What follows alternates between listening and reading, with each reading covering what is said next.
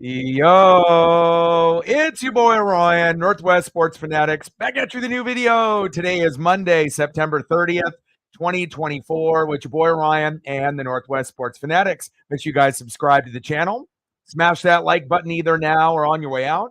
Donate to your boy if you can. Cash App, $ ORION NWSF, or the YouTube Super Chat right here. We got Monday Night Football, the Seattle Seahawks versus the Detroit Lions. Kickoff is going to be here in roughly 15 minutes. Let's cue up the music, take a look at the thumb, and let's get into the starting lineups, as well as checking out to see what we got going on here with the Titans and Dolphins. And as I'm flipping it over, 3rd down and 4, Dolphins with the gang tackle, and we're still knotted up at 0. I would like to say that I would be surprised that we're at 0-0 with the Titans and the Dolphins, but both teams have a quarterback mess, either with injuries or poor play. But hopefully in this particular matchup right here, and on the thumb, we got DK Metcalf on the left and Amon-Ra St. Brown on the right. Hopefully we'll end up getting ourselves a very physical and a very talented roster on both sides. There are some injuries, obviously, with the Hawks. They're missing 2 defensive linemen and 2 linebackers. Detroit is missing Frank Ragnow, the center, and a few others as well. But it'll definitely be interesting to see how everything plays out here tonight. Let's get it, baby. And we're going to be shooting for 20 likes in the first hour, 30 to 50 overall, and we'll be shooting for 100 in the donos on every single stream. Daniel in the building. What's good, brother? Let's get it.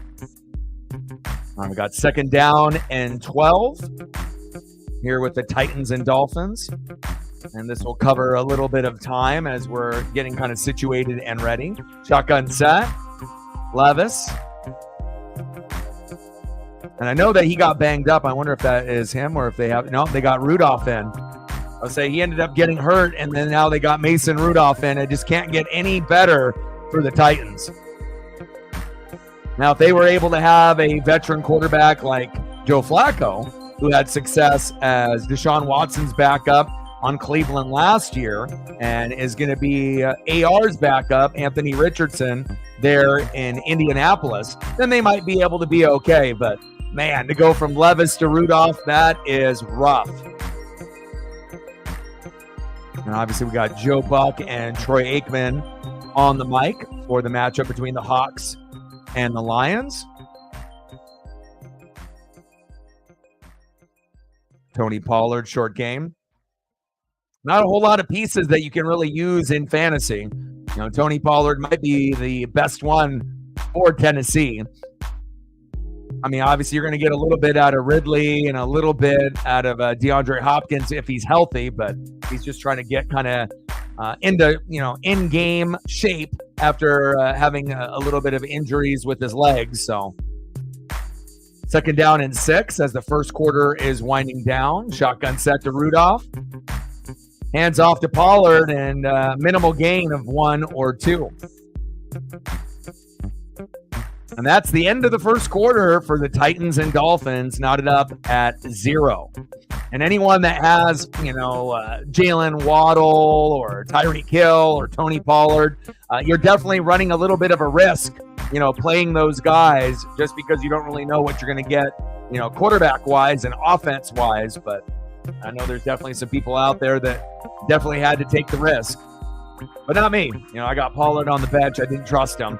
And plus, any time you end up having a, first-string running back on a bad team, if you know that team is going to be down a majority of the time, then essentially that means they're going to fade the running back and they're going to have to pass because they're down by 10, 14, 17, 20. So, you have to make sure that you get your production early and often. Boye Mafe, Leonard Williams, Jerome Baker, Uchenna Nwosu, Byron Murphy II. That's a lot of starters that are out. But on the flip side, right, Brian Branch, Frank Ragnow, those are going to be the biggest ones besides Davenport, Barnes, and Melefonwu. So we'll see where it goes. Each team has got 5 injuries. I would say, 2 injuries for the Lions are very significant, and then you got probably 4 that are very significant for Seattle. But we'll see where it goes here this evening. It's going to be a hell of a lot better than the Titans and the Dolphins that I got on right now. I got both matchups on. Captain Oreo in the building. What's good? How you feeling about the matchup today? Do you think you guys are going to be able to hang? Even though you guys have owned Detroit in the last, 3, 4, 5 years, if you actually look at, who's won the matchups, Seattle has owned Detroit, but I don't think they've ever played the Lions with this many injuries on defense. And normally the defense, for Seattle isn't, top tier. They're getting better and better now, obviously in this McDonald era. It's going to be tough, a lot harder, and then previous matchups. But again, if they can get some special teams, some defense, some pick sixes, interceptions, fumbles, strip sacks, they're going to have to do something extra. We know Geno is going to be able to get rid of that football ultra quick. Kenneth Walker III and Charbonnet are going to have to try to do their best against one of the toughest run defenses in football, if not the best. They're in the top 2, top 3. They haven't really given up a whole lot to running backs in the first 3 weeks. So obviously we know Seattle likes to set the tone by running the football, and then that'll open up the passing game, for guys like DK Metcalf, JSN, and Tyler Lockett. So I'm not really sure what to expect in the matchup, but I hope the Hawks bring it, and I'll be rooting for, obviously, the Hawks fans to be able to get the dub. But if they end up dropping this game, I don't think any Hawk fan would really be shocked, just based off the injuries. 4 starters is a lot to overcome. I mean, I don't care, what team yet you're talking about, let alone 4 of the top guys, out of maybe 8 on defense overall. I mean, you got your rookie out there that's going to be out with Byron, and not only that, Leonard Williams on the line. So your 2 best defensive linemen out, 2 linebackers out. So ultimately what that would mean is that Jared Goff is going to try to expose the linebackers with the backups and try to maybe give it to Sam Laporta a little bit more. But the thing that the Hawks have going for them is Jared Goff hasn't been playing good football this year. So with that in mind, Amon-Ra St. Brown's stats haven't been as electric as last year. Sam Laporta literally has been a non-factor in the first 3 weeks. It's really been a heavy dose of Jahmyr Gibbs, a heavy dose of David Montgomery, and then they obviously will go to Amon-Ra, and then obviously J-Mo if they're going to be going deep. But J-Mo is going to have like a good game, bad game, good game, bad game. So I don't really know what we're going to get out of J-Mo today, especially if you try to test, the corners and safeties. That's probably the only spot right now for Seattle that's not injured. Secondary has been very, very good with the corners and safeties. So that's where you can kind of even the score a little bit if you can end up picking off attempts to Amon-Ra and J-Mo and Laporta. But I'm definitely ready for a slugfest here on Monday Night Football. Daniel in the building. What's good? Captain Oreo in the building. He said, let's go Hawks. Let's go. But again, even if you guys drop this game, it still doesn't mean that, the Hawks are not a good team.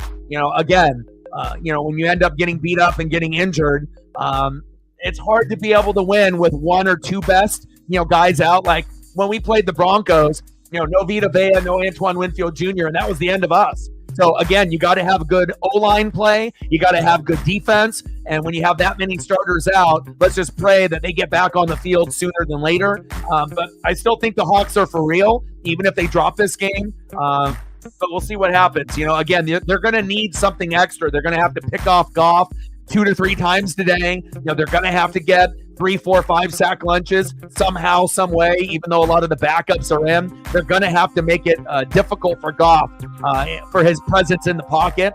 And like I said, I've seen teams win with even more injuries, so it's not impossible, but it's going to take a lot of extra, to be able to win this game. Like if you had everyone healthy and the Lions had everyone healthy, then it's pretty much 50-50. It could go either way. Both teams have been playing pretty fucking good here in 2024.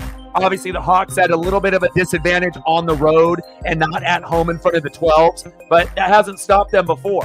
They've been able to win games, and they've owned Detroit the last 3, 4, 5 years, but I don't think they've ever played Detroit with this many injuries on one or the other side of the ball, offense or defense. So this will definitely be a challenge for the McDonald era, but I'll say this. If Seattle comes out with the win after all of those injuries. That really shows you the depth that they have, as well as McDonald being an excellent coach coming in for Pete Carroll, because I don't know how many teams could really come into a place like Detroit, even my own team like Tampa. I don't even know if we could, hang with Detroit, even if Goff hasn't been, top tier. Last year he was a top 10 quarterback. This year he's a top 20. So there is wiggle room, as long as Geno is effective. I don't know how good the running game is going to be. And maybe if you guys can get a little bit more out of your running game, that could be the difference between winning and losing. But hopefully both teams, bring in A+ effort, and then we'll have to wait and see what we get. It's definitely going to be better than the Titans 3-0 over the Dolphins. So with that being said, I'm ready for this Monday night game. Yeah, it's possible. Obviously the Hawks secondary is very, very good, so I don't really know, with Jared Goff not really being a very good quarterback this year, if he's going to be able to air it out on J-Mo or Amon-Ra. The really only advantage I see is Laporta against the injured linebacker backups. That might be where they target, and this might be the Sam Laporta breakout game since they have a bye next week. I decided to throw Cole Kmet in because, I got sick and tired of 3 to 5 points out of Laporta. But if they end up scoring passing touchdowns, yeah, you could still get one with Jahmyr Gibbs. You could get one with Amon-Ra. You could get one with J-Mo. But Laporta, that might be where they're going to target, since that's the biggest weakness besides the D-line being injured with Williams and obviously Byron missing action this week. So we'll wait and see. Cool Kid in the building. What's good? Not JT in the building. What's good? Let's go Hawks. Let's go, baby. And we got some pretty close matchups, obviously, in fantasy as well, with Megan and Matt going head-to-head. I don't really know who's going to come out on top on that, as well as Reflect and Elliot, as well as me and Shep. So a lot on the line, with injuries and just, based on where we're at right now. I got a 9.22 lead, and I have no one playing, and Shep has got Kenneth Walker. So we'll see if, he can end up getting in the end zone or not. We got Megan at 102.5 versus Matt at 88.98. Matt has got Gibbs and Metcalf. Megan has got Amon-Ra and Seattle defense. Very interesting. That could go either way. Megan is projected to win by 4, but who knows? It could go either way on that end. Sarah ended up beating Zini to get her first win. We have no teams with 0 wins. So the worst record that we're going to have is maybe a couple 1-3 teams, but a lot of 2-2. So just because you're 1-3 doesn't mean that you're out of it. And then we got Elliott at 116.64, and Reflect, the first place team that's 3-0, is at 107.78, and he's got David Montgomery. So if Montgomery gets 10 points, Reflect is going to win. If he's held to 9, then Elliott will win with the big upset. So Montgomery, though, has been averaging about 18 points a game, believe it or not, as an RB2, which is number 1 in the NFL. 17 attempts, 91 yards against the Rams and a tutty, 16.3 points. Week 2, 11 attempts for 35 yards and a tutty, 17 points. And then at Arizona, look at this, 23 attempts for 105 and a tutty, 21.2. So 16.3, 17, 21.2. So you would have to either have an injury or fumbles, something kind of out of the ordinary. And with 2 defensive linemen out, this might be a game where Montgomery eats as well as Gibbs, but we'll have to wait and see. But I haven't seen too many RB2s who actually are a true RB1. Go ask the Bears if they miss Montgomery. But to be at 18 average and you're an RB2, that's pretty fucking phenomenal. And I had him last year, and I always try to get guys like that. And I got, obviously, Charbonnet, but I didn't obviously start him because I have other running backs with a little bit more depth. And obviously, Charbonnet going against Detroit's run defense that arguably is the best. So that would have been a real risk. And he's projected, I feel, for 8. And I think Walker for 13. But both of them could end up under 10 tonight, just based on Detroit's run defense. But we will wait and see. But I'm definitely excited to see how it all plays out here in fantasy here for our league. Very interesting. We got 3 matchups, obviously, right now that could go either way. And then a couple others that are already kind of finished based off blowouts. So, but again, it is going to be better than what we're seeing here with the Dolphins and the Titans. That's for damn sure. All right, no problem. Go Hawks. Ooh, you got the Dougie B on? Okay. Okay. Reflect in the building. What's good? It'll be a statement game if you guys can win with that many starters out. Like I said, I had Vita Vea and, Antoine Winfield Jr. out against the Broncos, and I got my ass kicked. So, again, it shows you how important your starters and your stars are and what kind of impact that they're going to be able to have. So, Reflect only needs 9, and I need to hope that Shep only puts up 9, and then I might be able to win, with that tough run defense with Kenneth Walker III. But we will wait and see.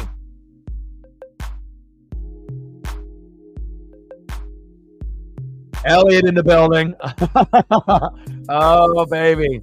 It's going to be very, very interesting. And honestly, I could see it going either way, Megan. I could see Matt winning, but I could also see you winning as well. It really just depends on, Seattle's special teams and secondary, if they can end up getting some picks. And obviously, you getting some good points with Amon-Ra.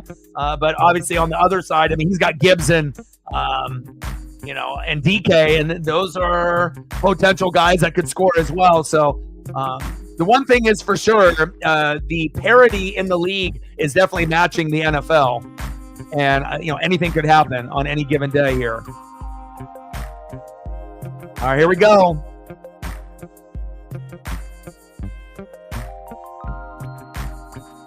Khalif Raymond. Good tackle by the Hawks. There we go.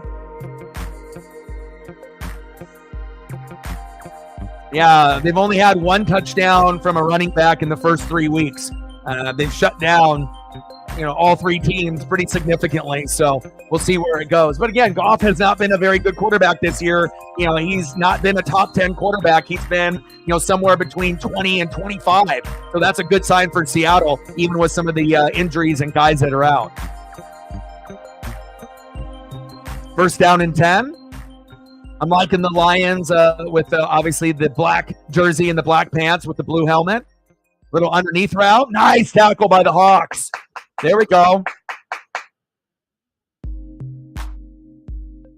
And again, the biggest advantage for the Lions may be Sam Laporta against the injured running linebackers for Seattle. But again, he's been a non-factor with 3 to 5 points in the first 3 weeks. So I would assume it's going to be a heavy Gibbs, a heavy Montgomery kind of game. And then occasionally you are going to get the JMO deep shot, Amon-Ra in the intermediate. And then red zone, we'll find out if it's Laporta, Amon-Ra, or if they're going to continuously go to Gibbs and Montgomery.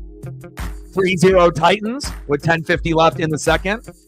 And thank God we actually have 2 games to watch, because could you imagine if we were stuck with Titans and Dolphins? Golly. Will Levis, Mason Rudolph coming in for him. That's ugly. Tyler Snoop Huntley. That's bad. Witherspoon, Jenkins, Love, and Tariq Woolen, they're going to have to play out of their minds today. And they've been good this year. 3rd down and 6. Here's a big test for the Hawks D. Man in motion. And again, they are also, happy that Goff isn't a top 10 quarterback right now like he was last year. It would be much harder to win. Goff, standing in the pocket. Get him, get him, get him, get him. Yeah! Yeah!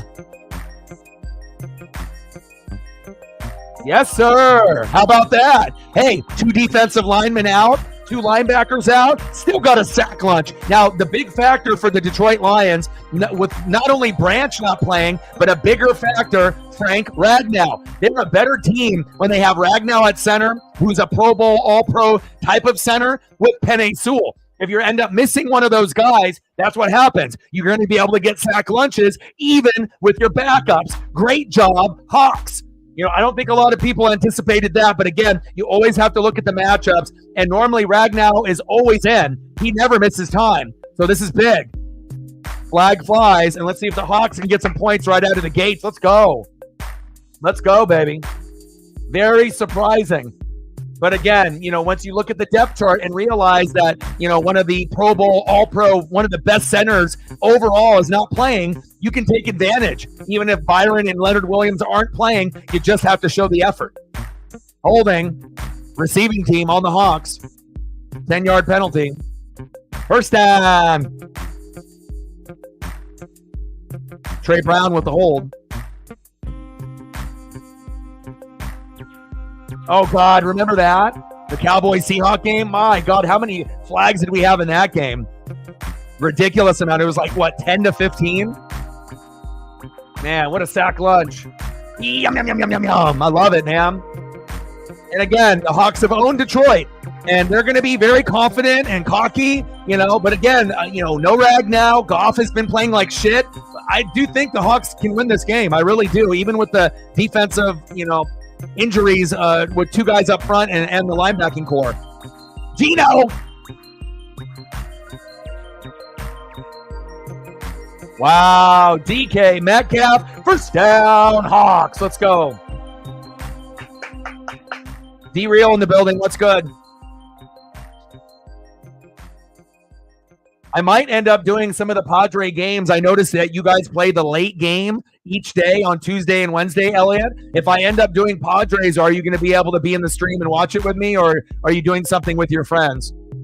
That'll be for obviously Tuesday and Wednesday. And then we got Falcons and Buccaneers on Thursday night. Super excited about that. And obviously Friday will be Michigan State and the Oregon Ducks. Blitz off the edge. Gino. DK, same type of play right there. Pass incomplete.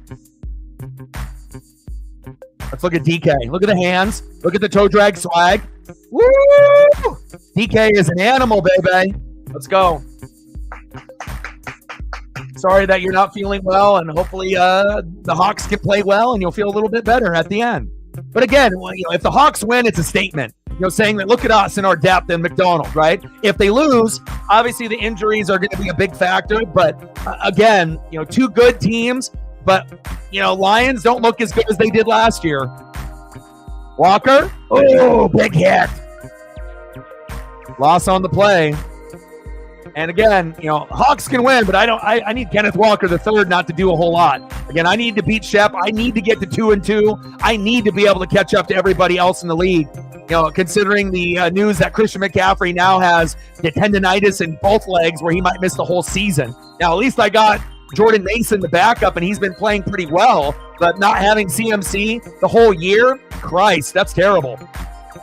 I'll never pick him in fantasy ever again, but at least it's not, hurting me as much as others that I have heard with their horror stories in fantasy. Most people that have Christian McCaffrey are, 0-3 or 0-4, so at least I'm not them. And the punt team comes out. Good defense there by the Hawks. Good defense by the Lions. And now we're going to have Seattle with the punt. Okay, watching with your dad. B-dubs. That sounds great. Spending time with the fam. Okay. 4th down and 4. Are we going to get any trickery out of the Hawks and the Lions? Obviously, you would assume with Dan Campbell, fake punt. It wouldn't surprise me if we get one of those. Hell, he's done a fake punt on his own 5 or 10 yard line. He's a crazy son of a bitch. But I'll tell you what, if he ends up doing some shit like that against Seattle, it's going to end up burning him. They're not going to get it. At least I doubt that they would. I mean, even though they have been kind of crazy successful on some of their 4th down, try to trickery plays, but I don't think you can risk that against the Hawks. But again, Hawks are 3-0, Lions are 2-1. Gino's played much better than Jared Goff this year. Gino's looked like a top 10 quarterback. Goff looks like a top 20, top 25. I never thought that Goff would go backwards as much as he did, but we'll see if he gets any better.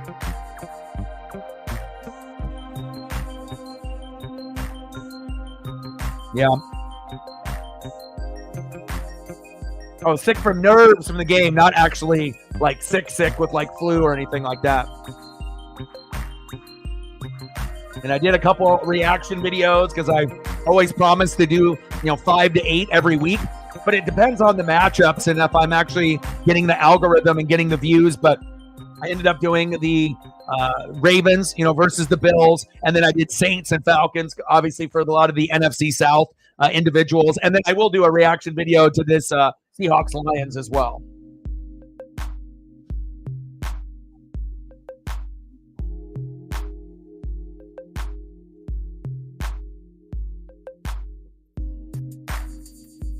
Let's go, baby. DK, I'm on Raw. Let's get it. Like, sub, donate, comment, share. If you haven't smashed that like button yet, please do. Help us get to 20 in the first hour, 30 to 50 overall. And we're going to be shooting for 100 in the donos on every single stream. So if you can help out with that, it'd be greatly appreciated. If you got a Twitter/X, if you can like and retweet the post, it'll help us get a few more people in here. But obviously, smashing the like button will be the most important. Looks like we're getting close to double digits, and we just hit it. We're at 10 with limited people in the room at the moment. But hopefully, we'll get a few more, and then hopefully we can hit somewhere between 20 and 30 before the stream ends. Let's go. Tifo Chief in the building. What's good? How are you, bro?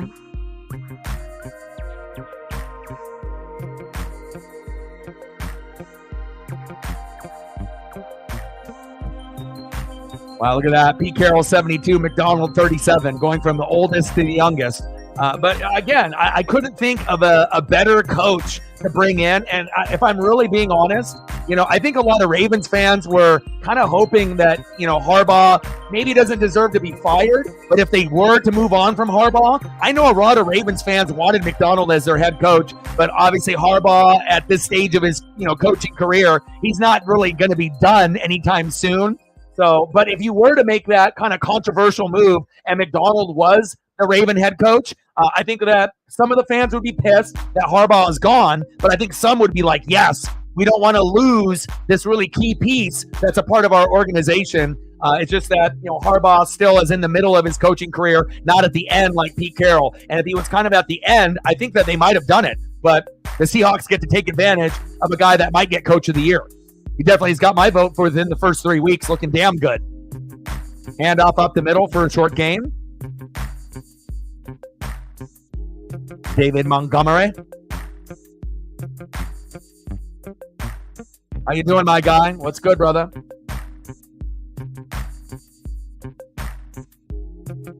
Second down and 6. Ben Johnson, third season as the Lions offensive coordinator, had a lot of head coaching job opportunities that he turned down. But now, seeing Jared Goff kind of regress, I wonder if he's regretting his decision. I mean, especially if the Lions end up having issues this year. Goff gets spun around. Wow. Jamison Williams, first down, Lions. Megan with a fiver. Stacks on stacks, racks on racks, little Cactus Jack. Bang, bang. $5 holla, 95 to go to hit the goal. Appreciate you. Let me know what you want to do for photos, and I got you. First down and 10. Shotgun set. Goff. Crossing route. Good defense there by the Hawks. Amon-Ra St. Brown, short gain. Good awareness here.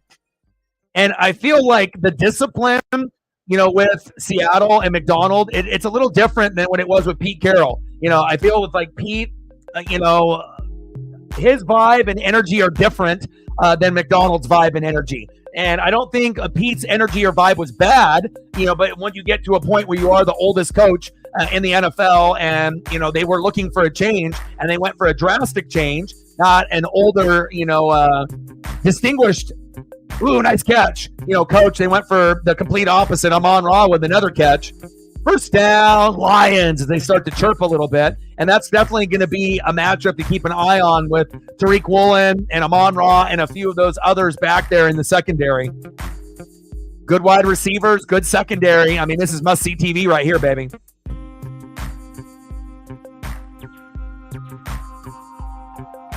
A little push off there on Witherspoon by Amon-Ra. First down and 10. Once we go to commercial, I'll get you. Goff under center. Hand off. Right up the gut. Decent gain there.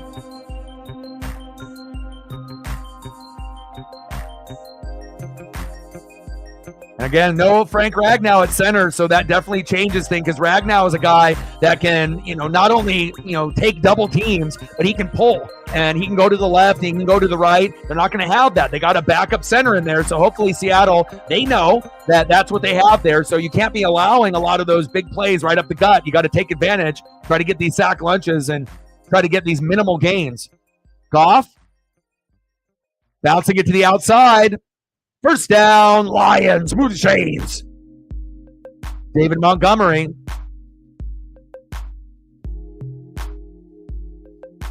Yeah, it's unfortunate for you, Elliot. Montgomery's been averaging 18 points a game. And on top of that, has scored a touchdown in every game so far this season. He is a RB1. He's probably the only RB2 that is actually an RB1 in the NFL. Like, he literally could start on any team in the NFL. David Montgomery, he's that good.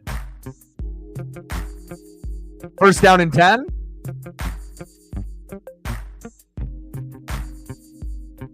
Goff, play action fake. Bootleg.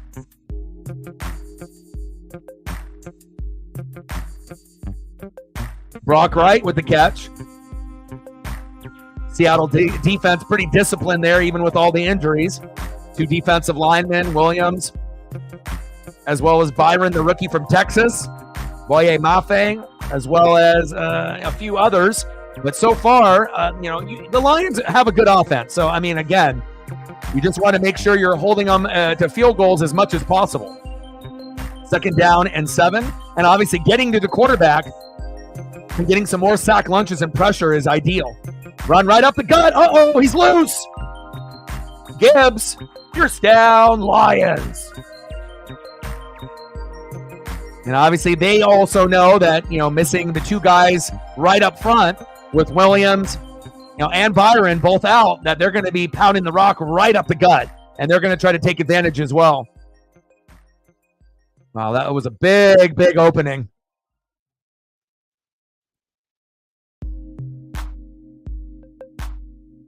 $20-yard carry for Gibbs. First and goal for the Lions.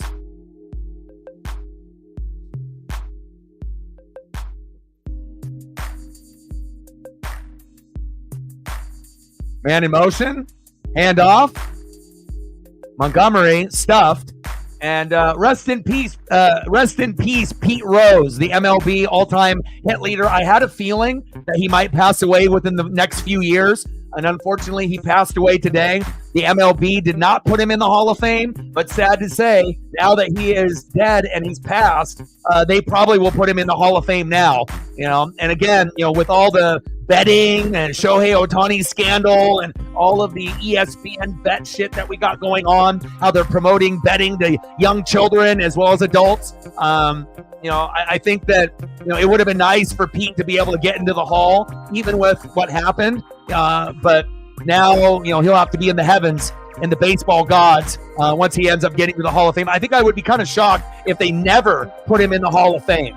I think that at some point, whether it's this regime or the next commissioner, at some point you would think in the next 20 years he'll be in the Hall of Fame. But it would be really doing Pete dirty if they put him in like next year. Like, you could have put him in while he was alive and you didn't.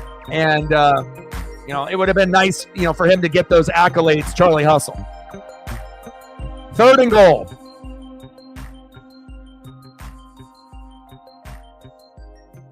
Man in motion. Right up the gut. Touchdown, Lions. David Montgomery. Sorry, Elliot. You already know. 4th straight game with a tutty with David Montgomery. And, of course, when he gets to a goal line look, right, if they don't get in, they're going to go with Montgomery over Gibbs 9 times out of 10 because he's got a bigger upper body that can break tackles. Gibbs, they can go with a screen pass for a touchdown on the goal line. But if we're talking about 1, 2, 3, 4 yards out, Montgomery is going to get every single one of those looks, and he strikes again. The best RB2 in football. Reflect, I see ya. 7-0 Lions.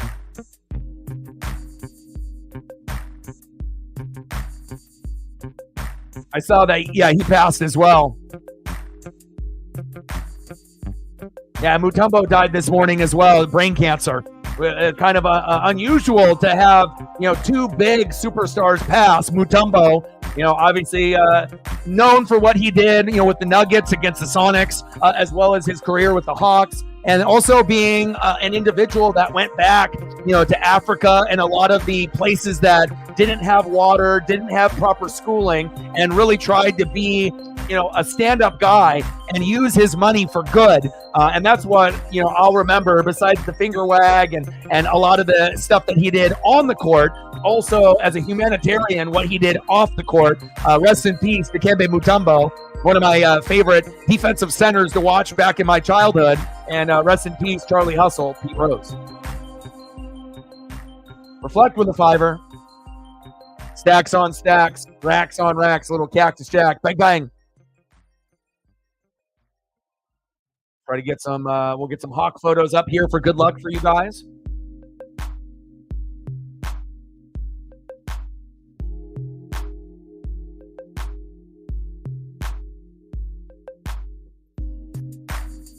$7-0 Lions. Not over yet, baby. Not over yet. You definitely want to make sure you're getting at least 3, in the next 2 drives. You don't want to end up getting down 14-0, 10-0. You want to make sure you're keeping it as close as you possibly can.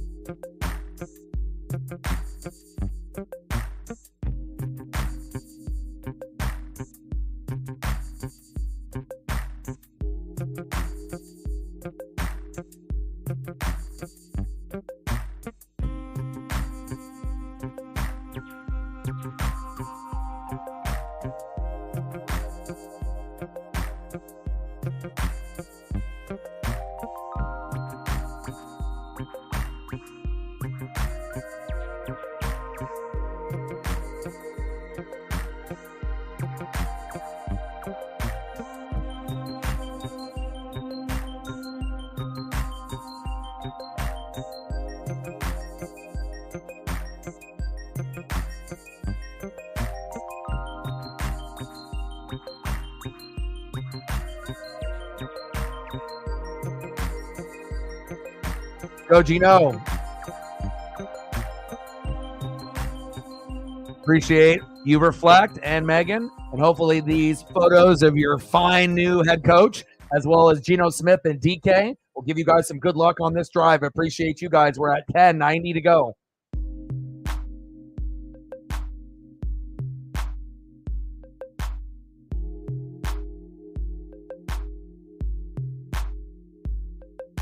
Yeah, Christopherson died in Hawaii, supposedly of natural causes. I was actually talking with my family about it this morning.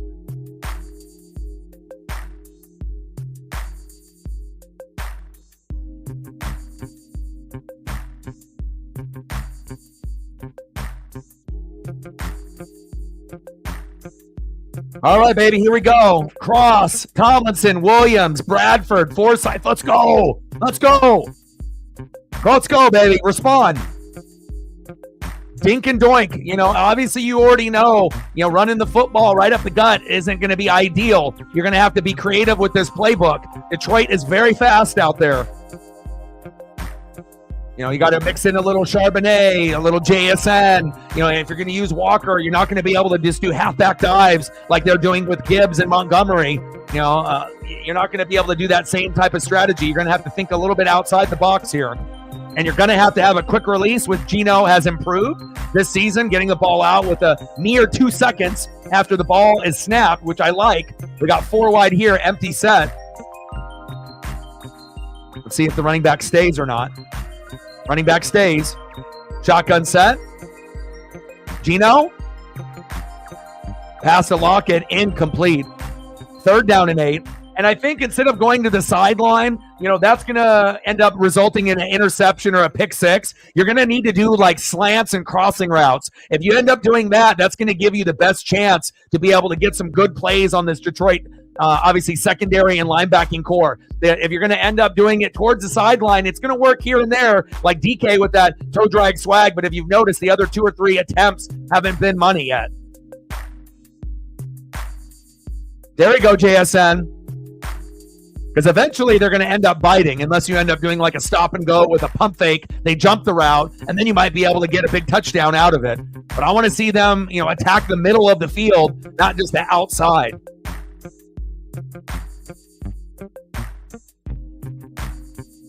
No way.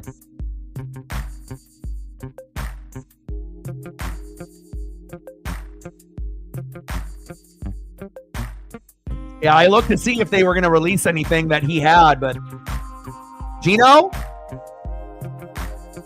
Hey, Jake Bobo, let's go into the middle of the field, right? They got my text message. First down, Hawks. You're not going to want to exploit the outside. Eventually, they're going to, catch on. But you got to. That was a fucking pretty risky throw. They're playing a zone. There's 3 Lions right there. Bobo right in the middle. And we love what we saw out of Bobo in preseason. And hopefully they can, get him involved. Because if he's going to be the guy that's not really taken seriously, he can do the damage. He can get in the end zone. If they're going to cover Lockett, DK, and JSN heavily, go to Bobo.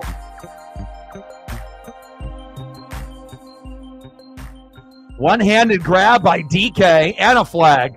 Little pass interference.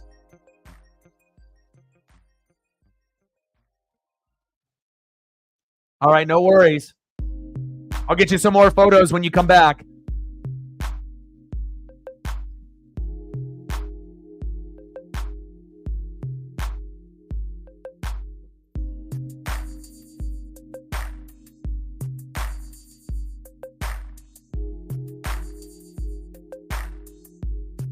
No, offsetting. And an eligible man downfield and PI.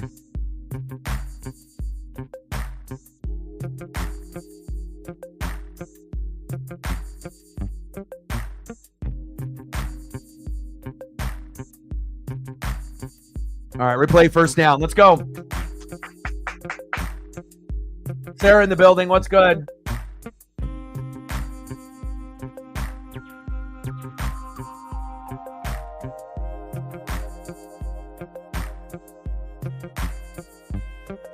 Yeah, crazy with all the individuals. Normally you're not going to have 2 GOATs, pass away in the same day. But prayers up for the Dikembe Mutombo family as well as the Pete Rose family. Gino? There we go. Yes. In the middle, baby. That's what I'm talking about. Oh, no, he fumbled. Shit. Oh, was he down, though? Uh-oh, down the sideline. Kenneth Walker III, the last individual to push him out. But was he down, though?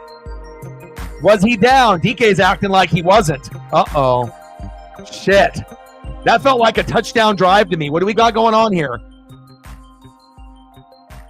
Oh, no. Tried to reach for extra yards, and with maybe an inch before his knee hit the ground, the ball comes out. No. Unbelievable. Are you kidding me? Unbelievable. Good effort here by Kenneth Walker III to hustle down to prevent the touchdown. Oh, my goodness.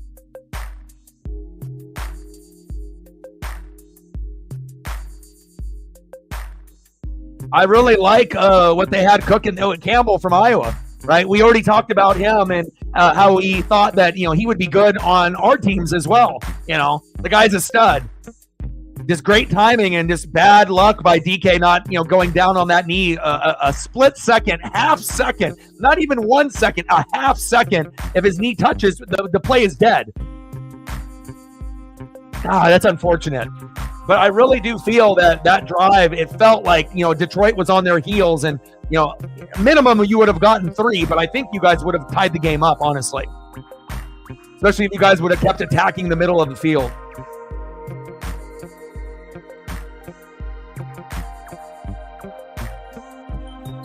6-3 Titans over the Dolphins and a stinker. Goff.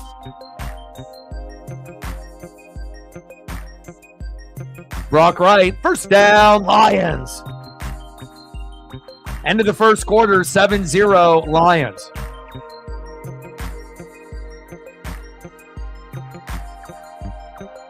All right, I got to get some more photos for the Hawk fans in here. We got to get some good juju here. We're at 10:90 to go. If you haven't smashed that like button yet, please do.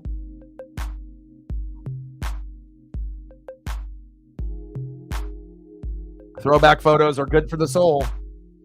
Now, if you can find a way to hold them to 10, and it ends up being just a field goal, that would be big. But again, with, missing, 2 guys up front, they definitely are going to be going with heavy with Montgomery and Gibbs, and that's tough.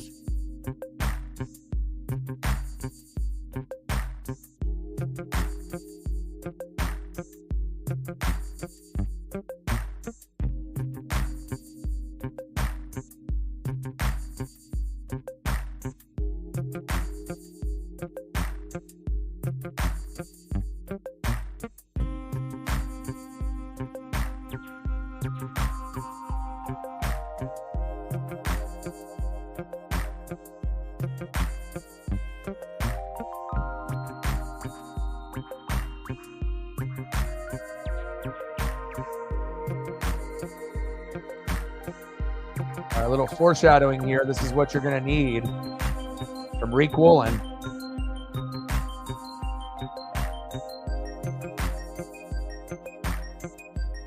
All right, Hawks fans, at some point, this is going to be an opportunity, and you're going to have to take advantage, whether it's to J-Mo or to Amon-Ra.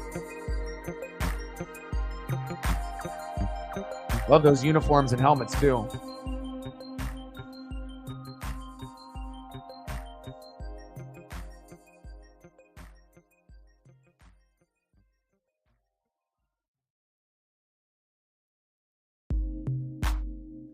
Yeah, I got both of them on right now, but I mean, the Titans went from, fucking Will Levis, who's terrible, and then had to end up going with Mason Rudolph, who might be one of the worst backups on planet Earth.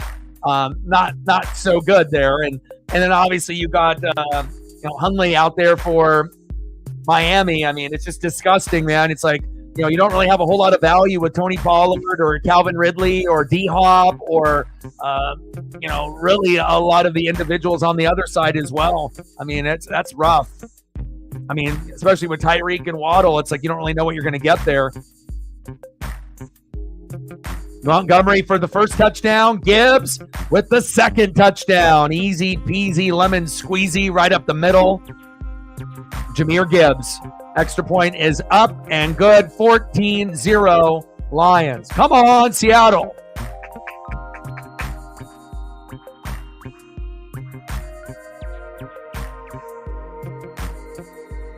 Lucas in the building. What's good?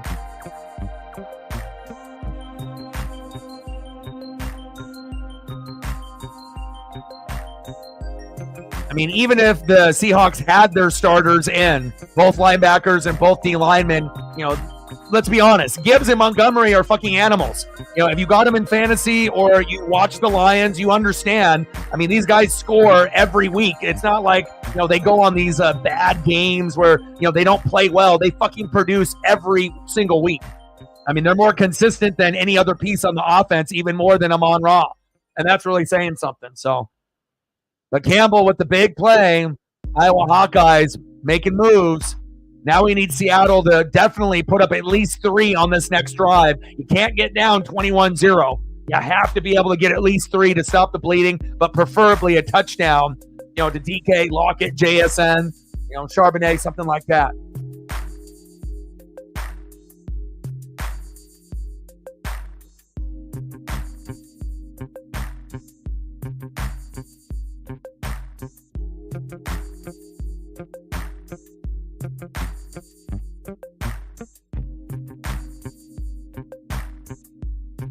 And I ended up doing the Saints and the Falcons reaction video as well as the Bills and Ravens. So if you guys get a chance to smash the like button, leave a comment, watch, it'll definitely help. Obviously hit the algorithm at hopefully some point, but sometimes it takes a couple days, after the football games are over, and then YouTube has its way of kind of hitting the algorithm. Because I know, like, I first did the Vikings reaction video last week, and it was only at a couple hundred views, and then I ended up waking up like the next morning, and then it was almost at like 1,000, and then it ended up breaking 1,000. So you never really know, what matchup, is going to end up hitting the feeds of those particular fans. And hopefully, we'll be able to get more of those videos to hit the algorithm. It's either, like a couple hundred views, which is a little low, or it's like over 1,000. There's not really an in-between. Sometimes maybe 500 or 600, but, YouTube hasn't really been helping me too much on the algorithm with the reaction videos. And I'm also having to pay like $15 a month for YouTube Premium. So that way there's not ads, on those reaction videos. Otherwise, I wouldn't even do them, and I wouldn't be paying $15 a month, but I'm doing it for the fans, and hopefully we can get enough people to support watching those videos, so that way we can get some subs, which we have, and we can get a little bit of growth on the channel too. So, plus it gives you a different type of perspective, from the live streams on the cards and the scoreboard that you see here. I got it kind of like a YouTube page with me on the right-hand side. It's very streamlined. Probably the coolest look that we've ever had on the reaction videos, and that's the way they're going to look moving forward. Unless I come up with another design on my own that I think is better, but I like the way that it looks, and it's just now up to the fans to do their part. 14-0 Lions. Let's go Hawks, baby. Let's get back in this game.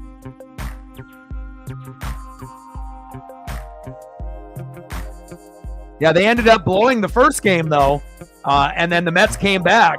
Lindor and a bunch of the other individuals with 4, 5, 6 runs in the 8th inning, and then they ended up winning game 1, but then the Braves won game 2, and then they both got in. The Diamondbacks got eliminated, and they just had to kind of watch. The only way they were going to get in is if the Mets won both games after they won the first. So,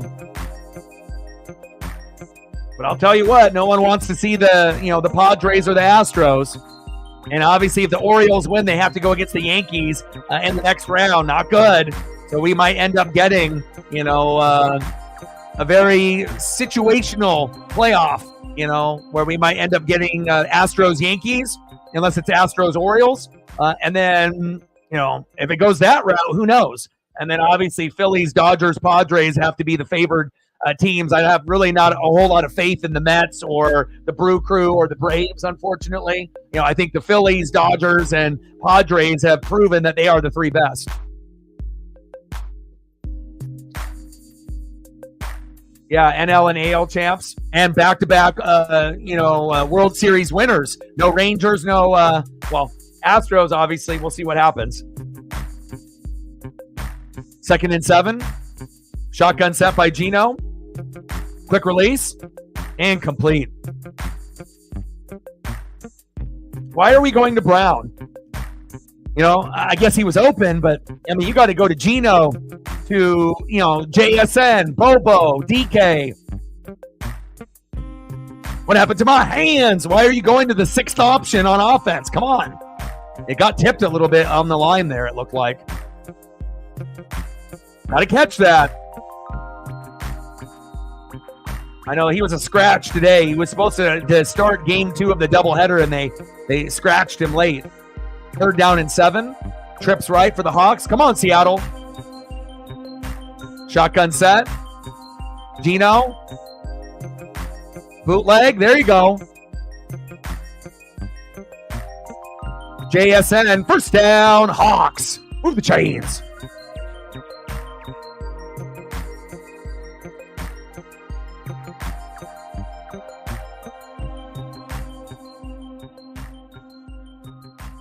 Third down and 7. Shotgun set. Oh, that was the same play from before. Hold up.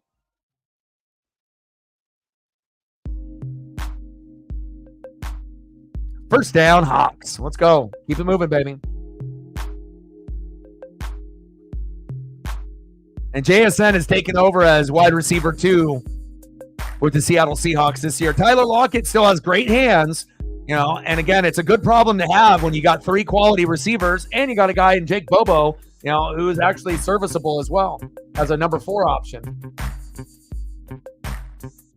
First down and 10. Gino going deep and complete in that middle of the field. Little slant there by DK. Carlton Davis III, the former Buccaneer, with the coverage.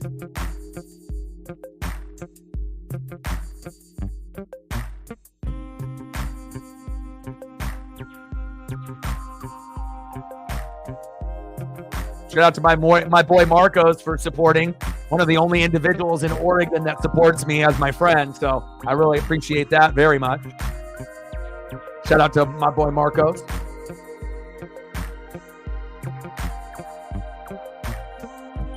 Second down and 10. Gino. Brown. I'm not really sure if I would want to be going to Brown, and I get it. Detroit's defense is very stifling and whatnot, but you got to go to your playmakers. Anzalone is a fucking beast. Elliott's familiar with him. Hasyoung Kim not going to play? Damn. Tigers Astros at 11:30. Royals Orioles at 1. Mets Brewers at 2:30. Braves Padres at 5:30. So that's what we're going to do tomorrow. We'll do Braves Padres. And then we'll also do Braves-Padres on Wednesday as well. So Elliott is in luck, even though he'll be at B-Dubs with his dad. But I'll end up calling both of those games tomorrow. Gino running for his life. Bootleg. Look up. Oh, caught from behind. Anzalone is a fucking animal. Just like I mentioned, flag on the play. Is it holding on the offensive line or hopefully something cheap on the defense?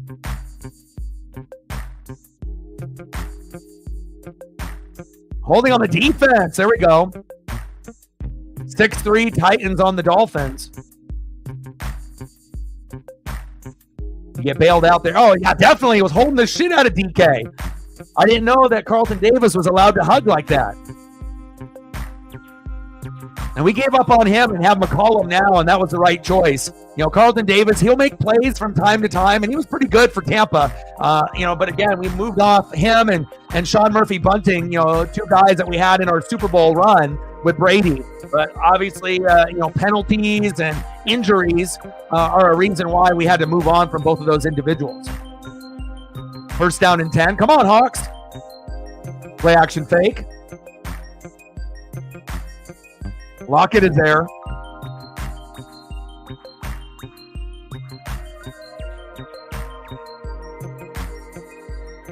Say, vamos, Seahawks. Let's go.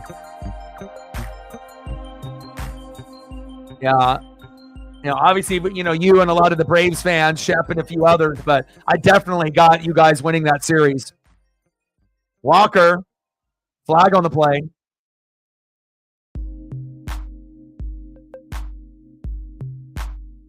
All right, let's see what the call is here on the flag. God, this Titans-Dolphins is so ugly. 6-3? Terrible. Imagine if that was the only game to watch today.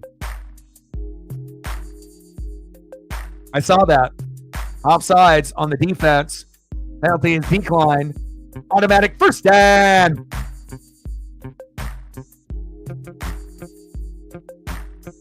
How's it going, Matt? How's work?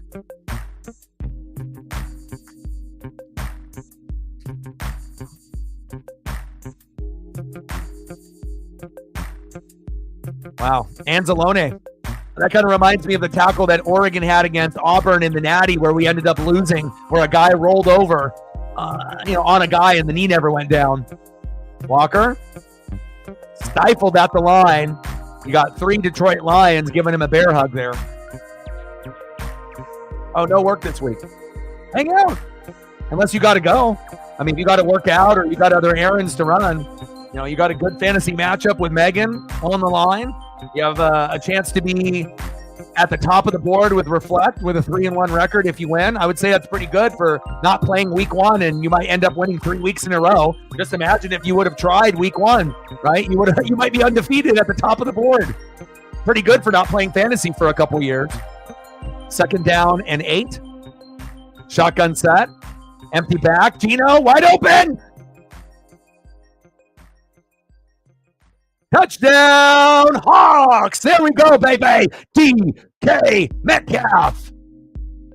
There's some fantasy points for Matt there. There you go, Hawks fans. 30-yard receiving TD. And you could tell something was going to open up here. Especially, the run defense is going to be very good for Detroit, but where you can expose them is at the corner and safety position, and that's exactly what you did. Let's see if he ends up getting in, or did he end up going down prior? Just give him the touchdown. He ain't watching probably. I don't know if he knows, but I think he thinks he's going to beat me this week, but I think deep down in his gut, he knows I'm going to win. He knows that. Just give it to him. Now, hopefully, we'll see what happens here. I can't have a Kenneth Walker touchdown. Can't have that. Should have gave it to him. Walker. Stuffed him. It's got to go to Charbonnet or someone else, damn it. But we'll see. I don't know. I'm only up by 9.22, so.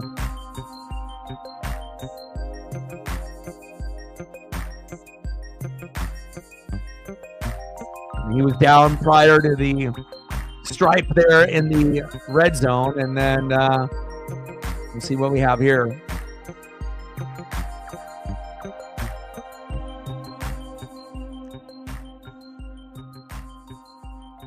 Now we got a flag on the play. I'm trying to claim it touchdown or not.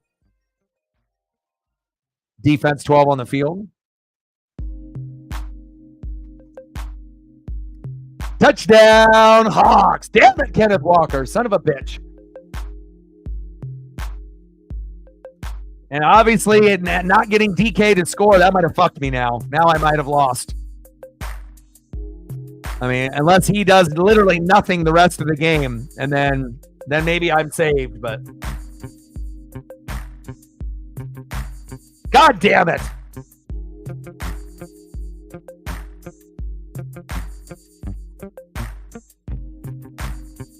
Touchdown, Kenneth Walker III. Your boy might be 1-3, man. But I feel a little bit more confident with the roster, but again, not getting any production out of my quarterbacks or my tight ends, and then having, two top guys out is really killing me. And I hope I can recover. Extra point is up and good. 14-7 Lions.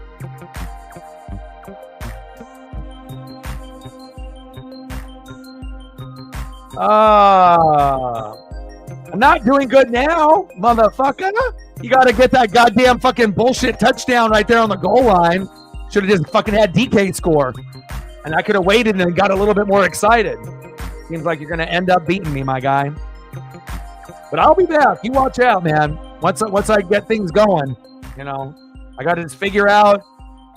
I just got to be able to figure out some quarterback points and tight end points, and hopefully Cooper Kupp will come back week 7 if I don't have CMC for the whole year. We'll see where it goes, but I've never lost 3 weeks in a row. I've never lost 3 weeks out of the first 4 ever, but here we are.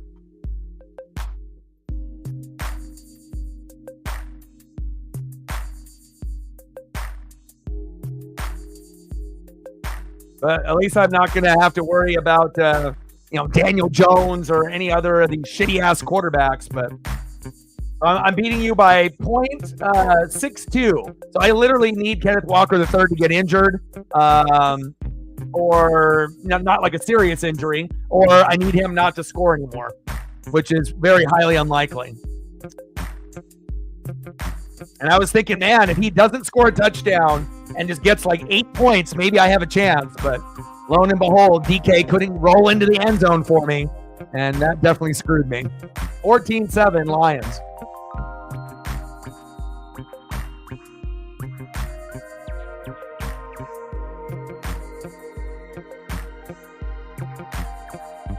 But again, when you end up having, a running back like, Kenneth Walker, of course, anything that's going to be close to the goal line is just like Montgomery for the Lions. I mean, they're going to give it to him. Man, depressing. 1-3. Me and Captain Oreo are going to be 1-3. Sadness, pain, depression. I'm going to have to fucking let go AR too. AR, trash. Right? I can't even have any of my... At least I got Sam Darnold, but I'm just sick and tired of getting no points every week. And then I finally end up getting some fucking points, and then I can't even win that. But I'll never draft AR again. I'll never draft Christian McCaffrey ever again. Like, once you do me dirty, we're done. I'm done with you for the rest of my life. Never again. Bastards. 14-7 Lions.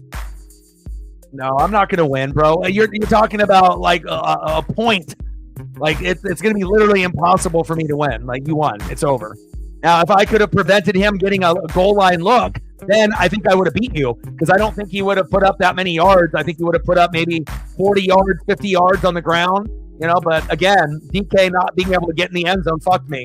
And now you won. Fucking pain, man. And after week 1, it looked like shit. Me and Captain Oreo were going to be in the playoffs. Now we're looking up at everybody else, and we might miss the playoffs. I mean, it's still early. We still got 10 more weeks to, kind of try to reconfigure our lineups to a certain degree. And luckily, there's a lot of 2-2 teams, so that helps. But I got Megan next week, and again with her team, if they all hit, I'm fucked again. So I'm sick and tired of fucking losing. I've never experienced this before, but I guess that's what happens when, you don't get consistent play. I've never had inconsistent play at a quarterback or tight end, let alone the injuries, and here we are. But way to suck out the fun and fantasy for me. Like, it used to be like something I really, really had fun doing, and this year it's been hell. Laporta with the catch, but a flag on the play.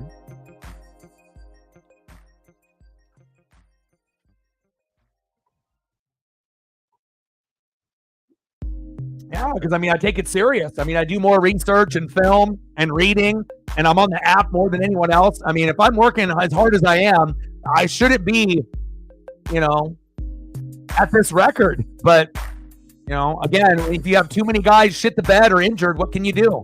You know, I can try to find the best guys on the wire, but, you know, certain guys are almost irreplaceable. So, and I didn't anticipate AR being literally the worst quarterback on fucking planet Earth. Like, guy can't even complete a fucking 5-yard pass. Like, terrible. If I knew that was going to happen, I never would have drafted him. Terrible player. And he's injury prone on top of that. Gibbs with a short game.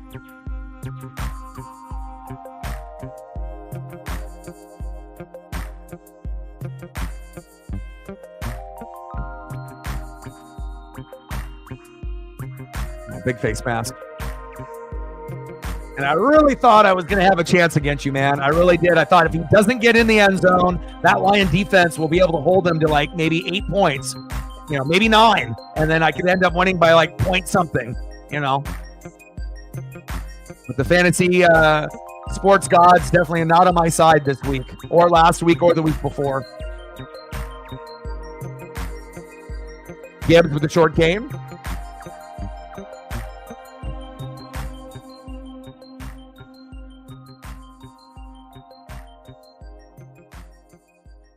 Oh, man.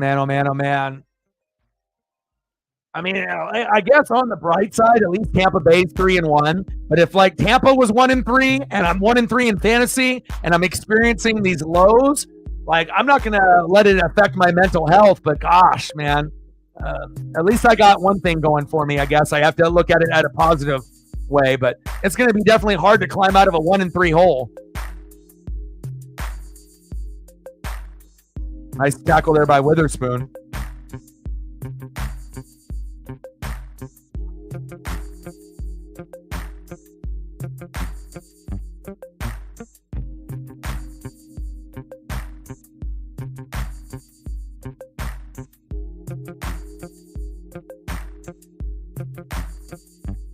Great tenacity from Witherspoon right there to shed the block and get the tackle.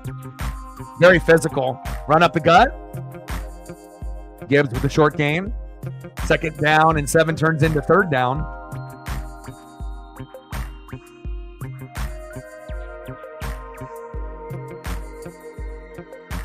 Okay, no worries. You're more than welcome to stay here.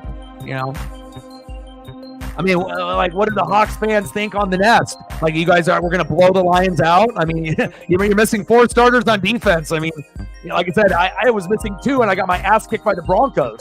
So you guys are missing 4. You know, and again, Gino has been playing some good ball, but I still think Seattle has a chance. You know, but again, you had to go into this game thinking, you know, there is a good possibility of a loss, but unless everything goes right for you, special teams, defense, a little bit of luck, you know, and obviously getting some good production on offense, you know. Gino and DK. Why? They're the only ones that have done anything so far. Why would they be hating on them? Like, imagine if you didn't have Gino and DK, you'd be sitting at a 0 right now. 1st and goal.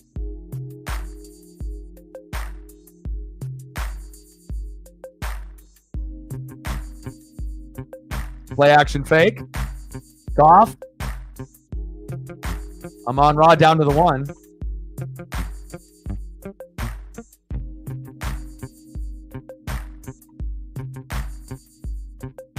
Yeah, well, not every Seahawk fan is going to be the most intelligent. And obviously, it goes for every fan base. Every fan base is going to have smart fans, and they're going to have dumb fans that they think they know football, and they absolutely know nothing. You know, just because we're watching the same type of game doesn't mean that they understand or know who's good and who's not. Flag on the play.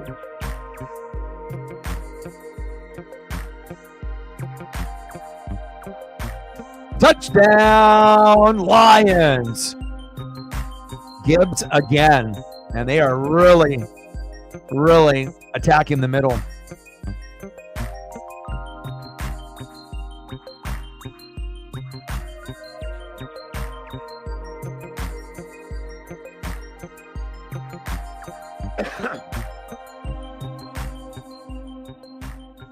$115 to $113 now for Megan and Matt. And Reflect is already ahead of Elliott now. Extra point up and good. 21-7 Lions.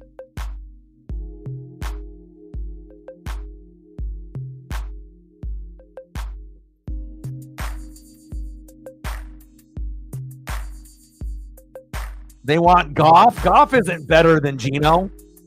Goff played good last year, as a top 10, top 12 quarterback. I mean, you're not going to be able to make dumb people happy, Goff is a top 20, 25 quarterback this year. He's not been good. I mean, look at his touchdown to interception ratio. But again, some people are stat and analytical people and some people aren't, They're doing it based off what name recognition or what. But, I mean, anybody going into Detroit is going to have a hard time winning.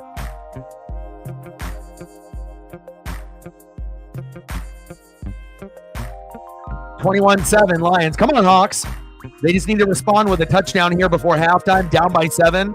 I mean, it's still not ideal, but still a winnable game if you can get a touchdown here on this drive.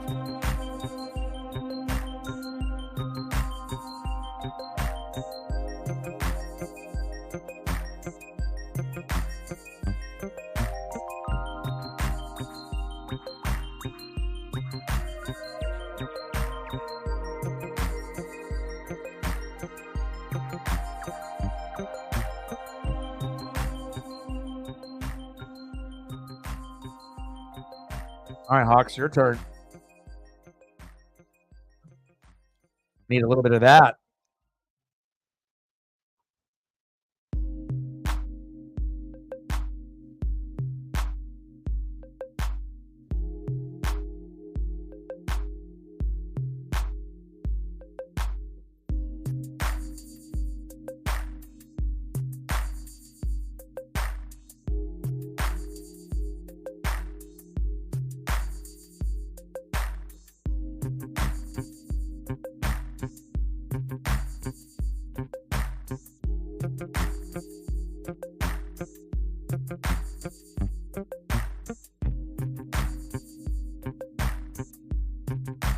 The JSN the ball. Could be a game changer.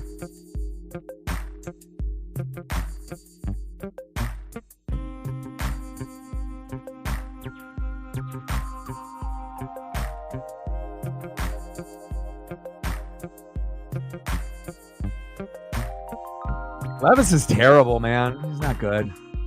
Decision making is so bad.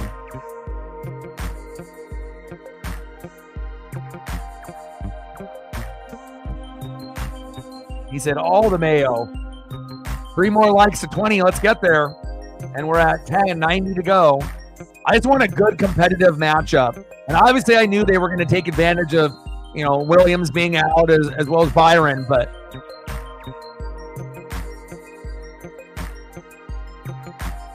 Montgomery has been amazing. Wish I could have got him in fantasy. I mean, you got 2 RB1s. It's the only team in the NFL that's legitimately got 2 RB1s.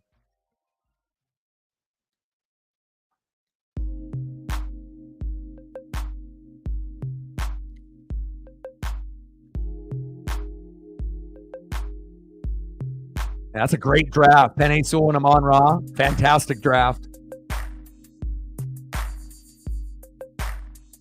And J-Mo is kind of like a JSN, a little bit of a deep threat. Look at Aiden Hutchinson and J-Mo. Look at the draft. And that's what happens. If you can end up having a competent owner, GM, and head coach and player evaluators, that's how you turn a team around like the Lions. Intercepted almost. Charbonnet. Brad Holmes. Fantastic job for the Lions.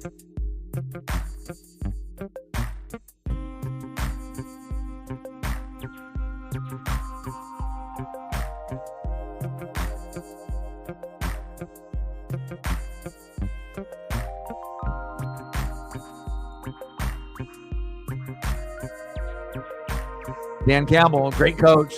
You know, the identity of Detroit. 2nd down and 6.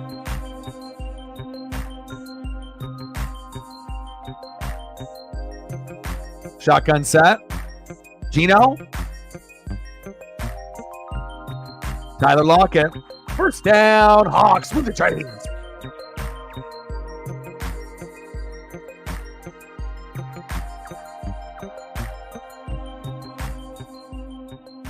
Youngest starting defense, 25.4 years of age. Come on, Hawks. Gino, it's 12 noon. You know what time it is. A Lion sack lunch. Yum, yum, yum, yum, yum, yum, yum, yum, yum. Rodriguez with the sack lunch. All right, Malcolm. Malcolm in the middle.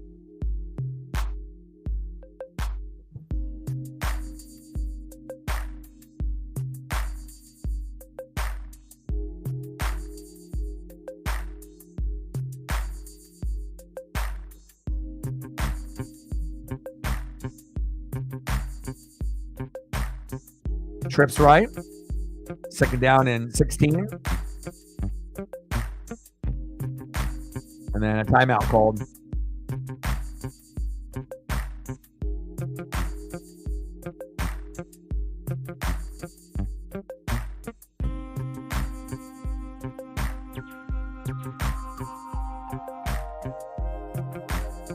Second and long. All right, what do we got going on in the other matchup? Is it still halftime? Commercial. Oh, no worries.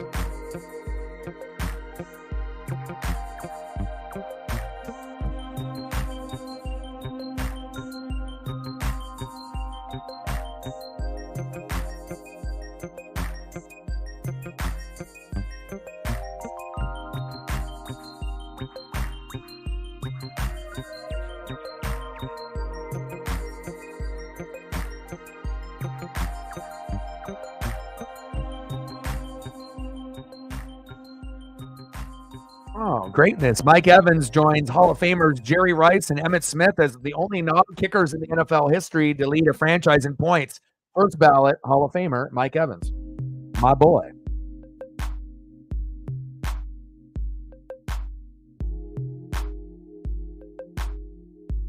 Man, I can't believe Mutombo and Pete Rose died. That's wild.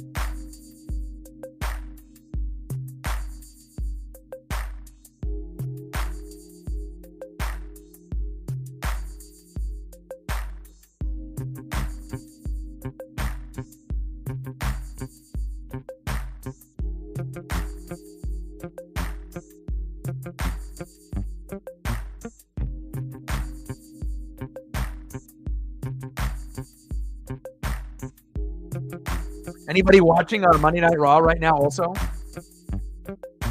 I usually watch it typically after, but you know, I have a link to watch it right now, but I'm just trying to focus on the game. Appreciate that. Pete Rose. And then he dressed up as the Philly Fanatic, right? Back in the day. Like he was inside the suit.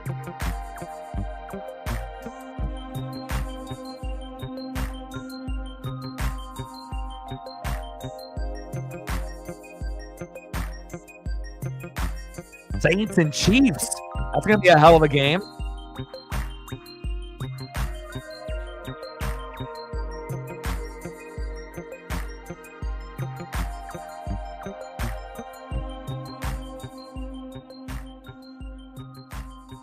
Brett in the building.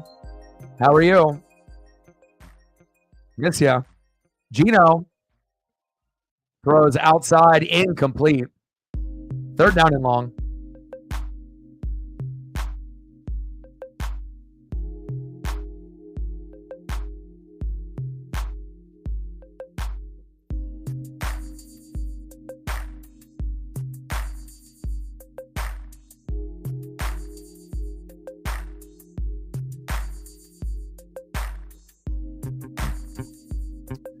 Third down and 16, 21-7 Lions. Come on, Hawks, show me something. Gino, there we go. Oh, trick play. Charbonnet down the sideline off the flip. Woo! Okay. First down, Hawks. I like that creativity. I mean, that could have been something that, the Buffalo Bills and Josh Allen were trying to run yesterday, but I mean, you can run hook and ladders and whatnot too. I mean, we see them in high school, we see them in college, but we can see some trick plays like that too. And you're not going to be able to bust that out like every game, but great efficiency there to get that first down on 3rd and long. Huge. Might actually lead to a touchdown now. Shotgun set. Charbonnet in the flat. Stiff arm. Ooh, big stiff arm. Stiff arm to hell. Arnold. Check his face mask. Check his neck. My neck and my back. One more like the 20. Let's get there.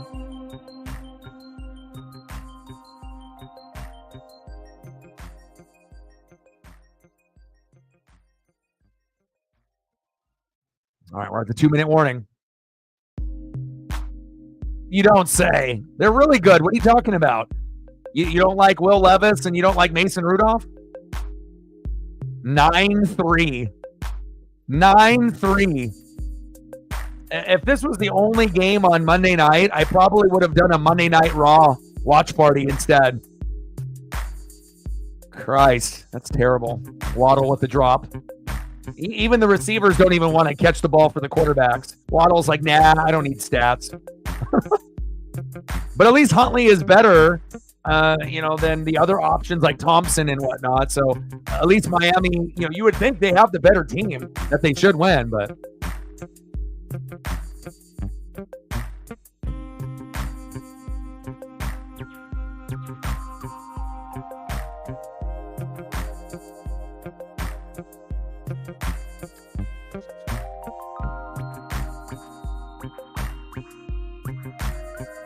Yeah, Mahomes injured him.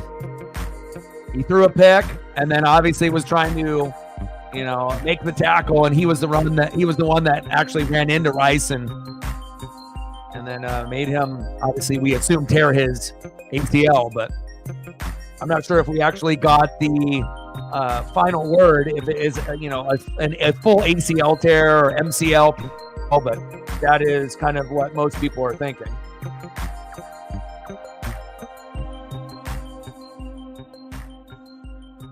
Saw Buster Posey ended up getting a job through the Giants. Good for him. Pete Rose, rest in peace. Dikembe Mutombo, rest in peace. And we're at a 21-7 game here. Hopefully the Hawks can get a touchdown to make it interesting, because otherwise you're watching the Titans and the Dolphins, and I could probably think about a million things I would rather do than watch that game. And here I am watching both. But it is what it is.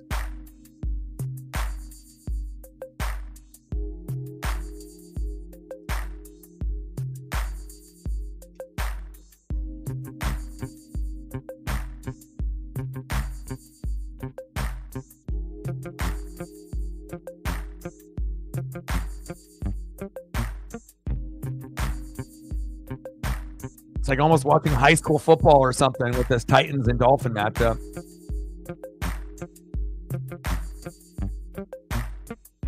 Yes, we do. I second that. I might not be a Hawk fan myself, but I definitely think that would be great. We don't want a blowout. We want to make sure that the game still stays competitive.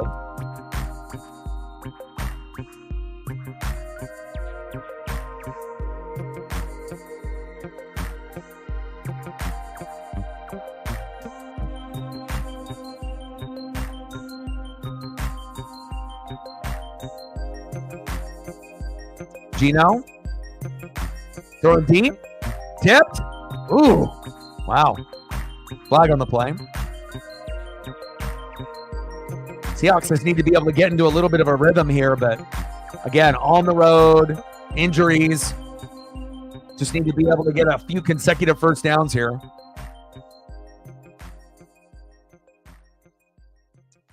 Pharaoh Brown. And I'm really looking forward to the day where the Hawks actually have an elite tight end, like a Brock Bowers type or Sam Laporta type, and they actually get him the ball.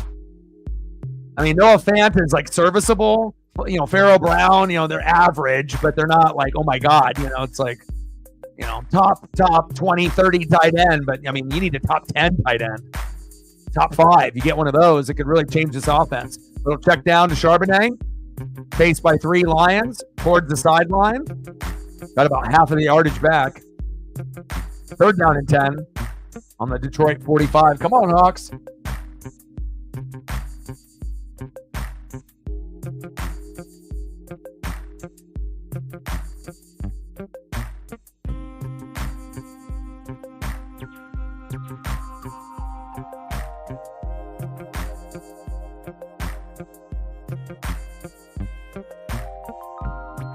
DK one-on-one, safety over the top. 3rd down and 10. Gino throwing that direction towards the sideline, incomplete. DK's like, man, he's holding me.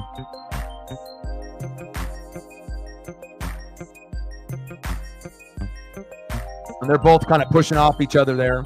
If the ball location was a little bit better, DK might have had a chance on that, but just a little bit too outside. But it did go through his fingers, but I don't know if he would have been able to get his feet down, even though DK is good at the toe drag swag. 4th down and 10.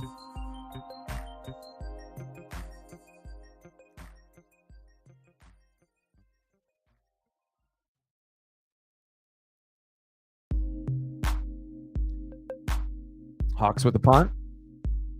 1:01 left here in the second quarter.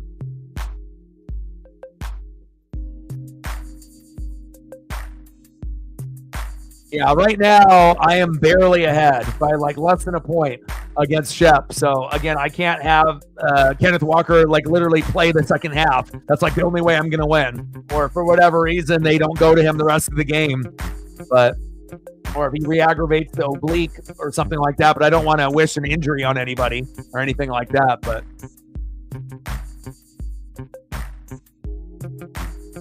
I'm just in a weird territory right now. I'm on the brink of being 1-3, and it doesn't feel good. Now, if I was an amateur or brand new to fantasy, like who cares? But you know, like I really put my all into everything that I do. And, you know, it has been kind of out of my control for a good majority of it, you know. I can't control injuries. Nobody can, but.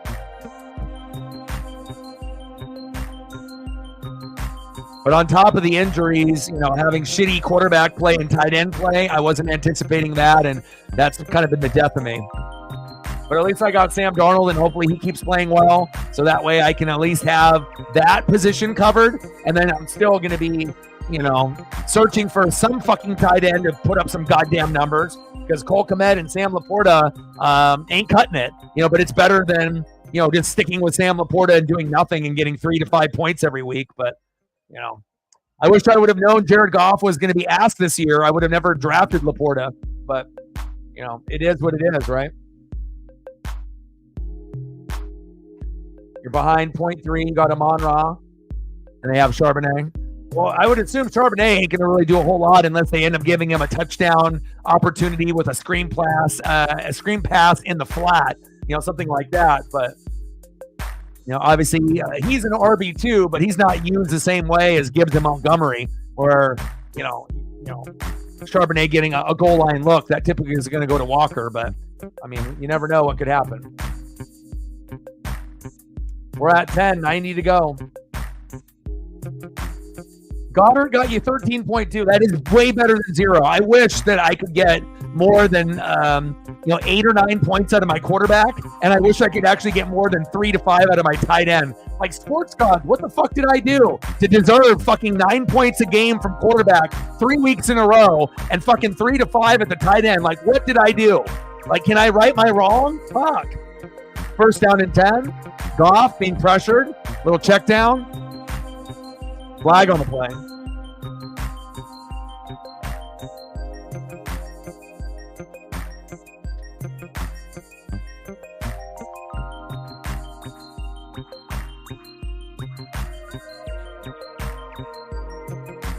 Oh, double holding. Decline.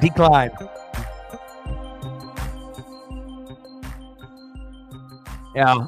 Unfortunately, everyone's a tight end that's, you know, doing good now or playing well. I don't have them, you know. It's like, hell, at this point, I would just be happy to be able to get to like 10. Like, 15, 20 is like fucking a dream, at the tight end position. I'd be just cool with 10, but I just continually get 3, 5, 6. I mean, that's not cutting it. Little screen pass. Khalif Raymond with the short game. As we're winding down to halftime, 21-7 Lions.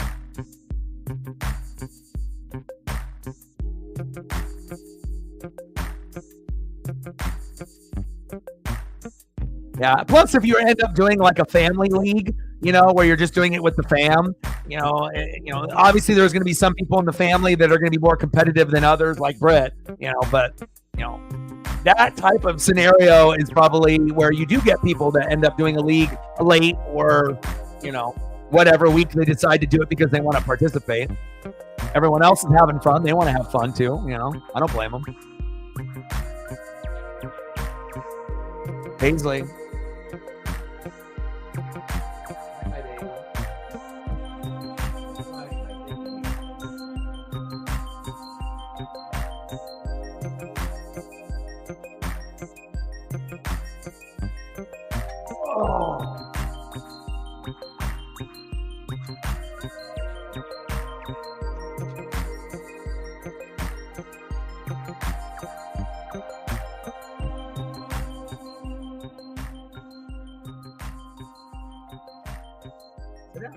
Lay down over here. Lay down over here. You want to lay down over there? Lay down over here. You want to lay down over there? You can lay down over there.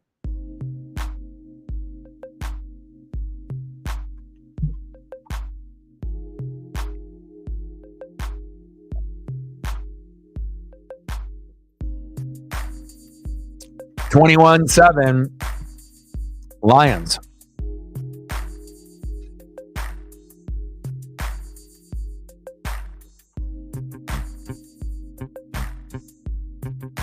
Yeah. Well, we're both made babies too. So, depending on the competitive genes in your nature. So.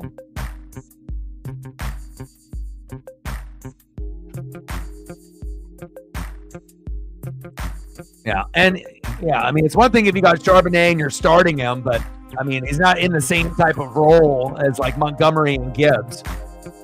They might have been able to throw him a few more passes in the flat, to get a few more first downs. But, I mean, Charbonnet ain't going to be the difference between them winning or losing this game.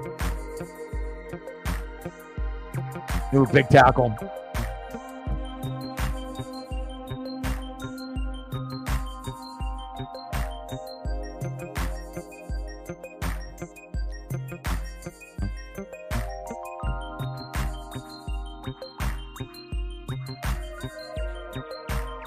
Paisley's hungry, so I'm going to have to get her some food here at halftime.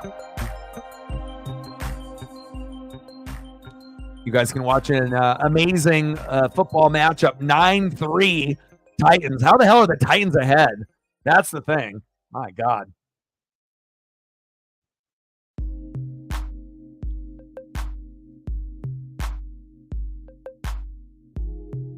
(14 seconds left. Shotgun set. Gino.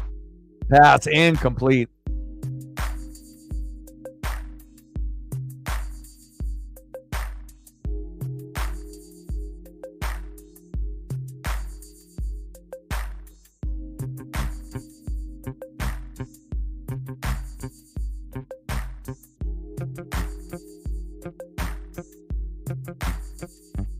Yeah. Can't be calling nobody a Karen, bro. Bye-bye.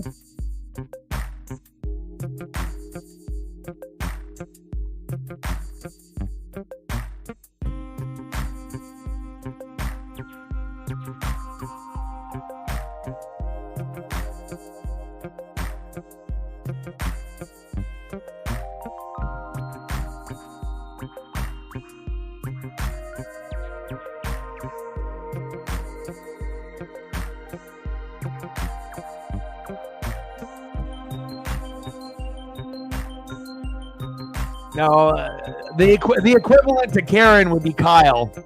So.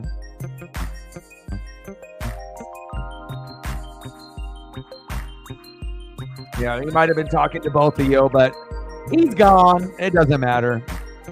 I can already tell when someone's going to be a fit on the channel or not, or if they're just someone coming in here trying to be who they are, and, all it takes is a couple different, texts in the chat where I already know that I'm going to be booting them within a minute or it's just a matter of time. It just depends on how many comments I allow before I boot. So, I usually will do, I'll look at the first, then I'll take a look on how the interaction goes with the second, and then usually by the third, they will be gone.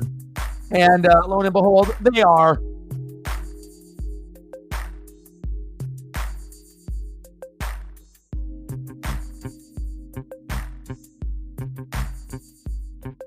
Yeah. But then Matt said, let's calm down. And then he said Karen. So, and obviously Karens are typically known for being Karen. So I could have been either one, really. But regardless, if it was to Matt or to Megan, they are no longer here, which is kind of a common theme.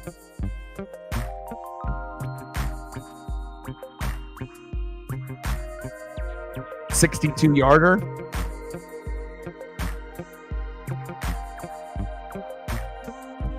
No good. Oh, he's going to try to return this.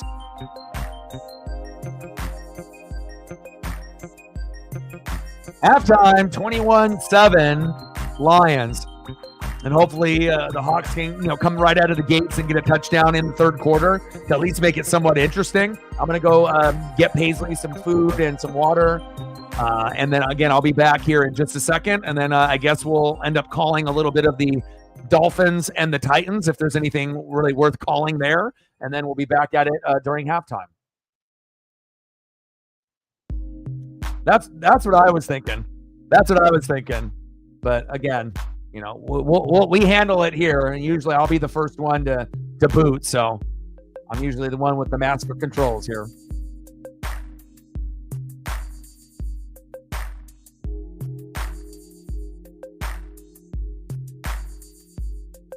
All right, 21-7 halftime. Not ideal for the Hawks fans, but I'm rooting for you guys to get it going in the second half, make some adjustments, and we'll see where it goes.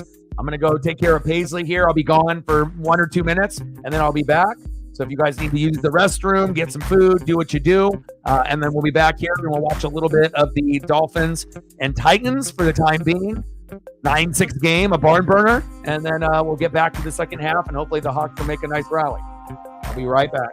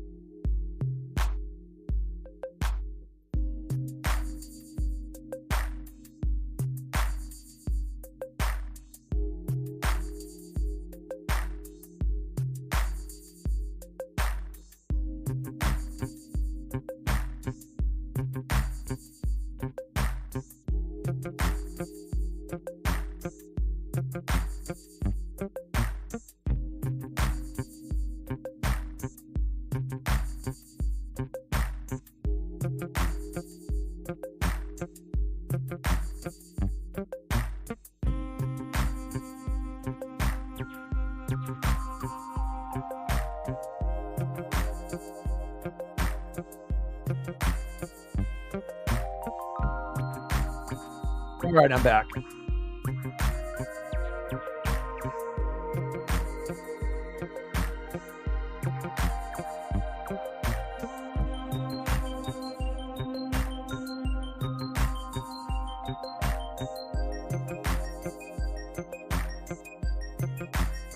All right, first and goal.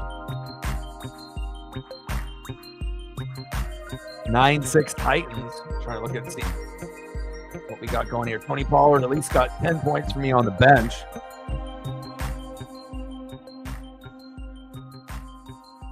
I'm up by 0.62. I literally need nothing from Walker in the second half, and then I win. But if he gets anything, I lose. That's tough.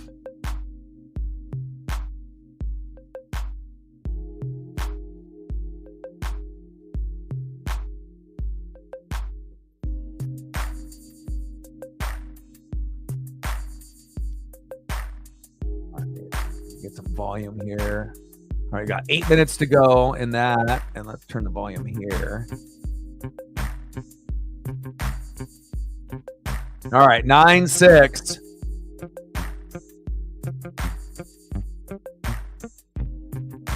Touchdown, Titans. That was a great play call. Spears, a little fake to Pollard, direct snap. Touchdown, Titans. Can you imagine being the Dolphins and losing to the Titans? My God. That was one of the best play calls that I've seen in a long time. You had a direct snap to your RB2, and then you had Tony Pollard lined up as a receiver coming in like it was going to be a reverse, and then Spears ends up just running it in himself, like almost like a wildcat with a fake. That was sweet. Extra point is up, and it's good. Well, at least I turned in to the game where it got kind of exciting, where they actually did something cool. Probably the best play of the game right here. Nice job by Spears.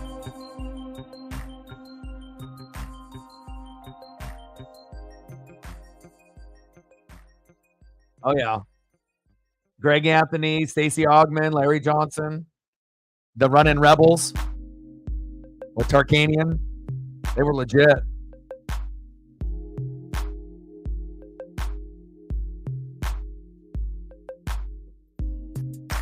Quad tomorrow. Tigers, Astros, Royals, Orioles, Mets, Brewers, Braves, and Padres. So I assume that we'll do Braves, Padres because it's at a good time. So that'll be at 5:30 Pacific. Tomorrow and Wednesday, we'll do the Padres.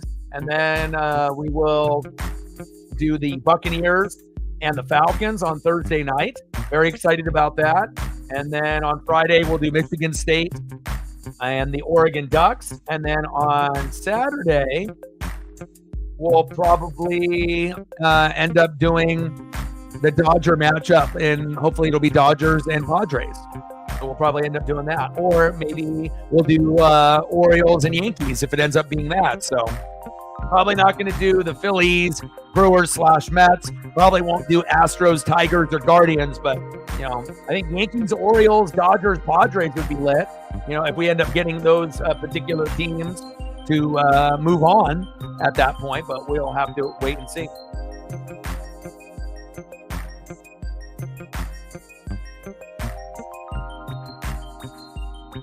Well, everything is swept under the rug, right? So, they wanted to, not give Pete Rose his flowers and whatnot. And obviously, Ohtani looks like he might be the best baseball player to ever live, even better than Babe Ruth. And the last thing that they were going to do was suspend him or have him go to jail or have anything negative on his name, regardless if he was doing all the betting or part of the betting or some of the betting. Interpreter took the fall, and Shohei ended up having a 50-50 plus year.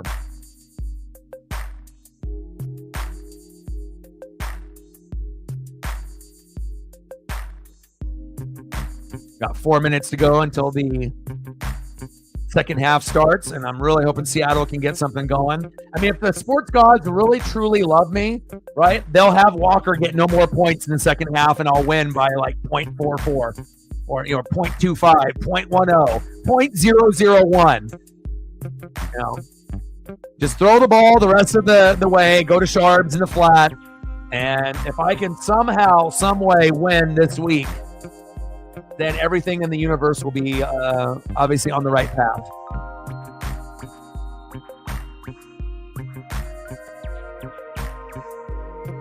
One-on-one right there, and you overcommitted, and if you didn't overcommit, that wouldn't have been a touchdown there.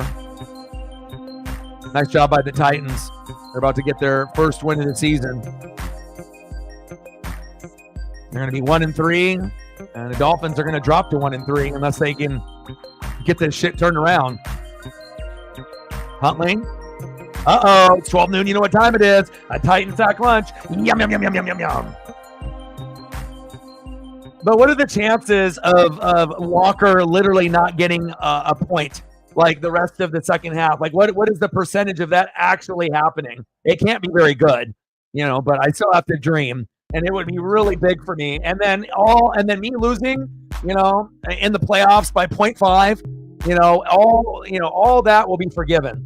That one hurt, and it was crazy because we were watching the game together and we were on the channel, and all he needed is to get one catch with like 30 seconds to go, right? And of course they throw it to that particular player for like a 5-yard gain and I lose. Like, it was unbelievable. Yeah, I mean, if the oblique tightened up and he doesn't play, but really what fucked me, though, was the touchdown that DK didn't get, because I really think that, Walker would have been held to 8 points or less, based on just running in between the 20s and 20s. But once you have a receiver go down at the 1 or the 2, of course they're going to go to Walker, So, yeah, I don't think you were around. It was a few years back. But we're happy to have you. It's awesome to be able to, learn, how your brain thinks, about sports. And I feel that, you're the most similar. Oh, Tyreek deep, and Tyreek can't believe it. But I haven't really met too many people that I felt that think like me in fantasy and have the same type of outlook in sports. And I feel that we have a lot of intelligent people on the channel, probably more person for person than any other sports channel that's on YouTube. We don't have too many people that are just oblivious or dumb, and man, hopefully we'll see what happens here. All right, I got to turn the volume down on this for whatever reason. I'm still watching. I don't know why, and let's turn the volume on this one, and hopefully the Hawks can get going.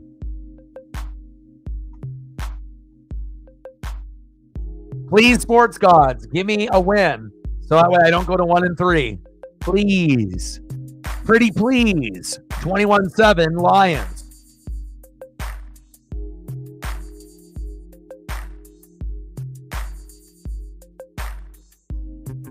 I mean, I haven't lost too many times, by a point or less. It's happened, but in the playoffs, like when you're trying to win a championship and it comes down to a 0.5, I mean, I don't know if anything else is more brutal than that, 16-6 Titans. Wow, look at Goff, 12 for 12. I mean, it's all a bunch of intermediate, shallow routes, but still. And then you got Geno, 17 for 24. He's got to get in the end zone. Shit. Get Matt to go out there. I think I would rather have you be the offensive coordinator instead of being the quarterback. I think, quarterback right now, even though Dylan Gabriel is kind of like a Tim Tebow, he still is one of the, top 5, top 10 quarterbacks. There's a few others that I would rather have, but, he's not necessarily the problem. I mean, we just need Stein not to be so goddamn vanilla, Screen pass, check down, halfback dive, and then an occasional pass to Tez for 30 yards for a tutty. I need more creativity, All right, Hawks, here we go.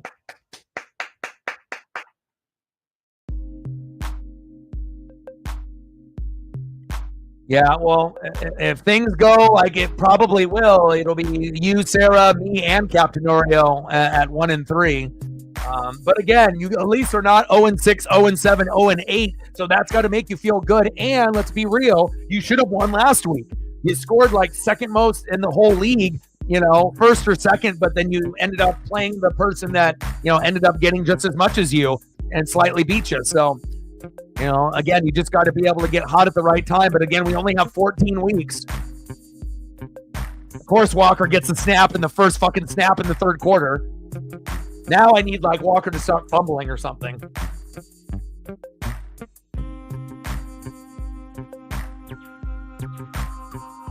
I'm up by 0.12. I need a Walker fumble. But I don't want you guys to like get deeper into your guys' hole. I want the Hawks to be competitive and try to win. I just want to win in fantasy, but it's not going to happen this week.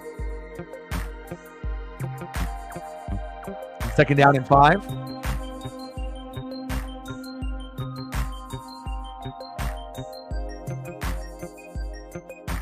Hand off. Walker again. Back to the line of scrimmage. Third down and 5.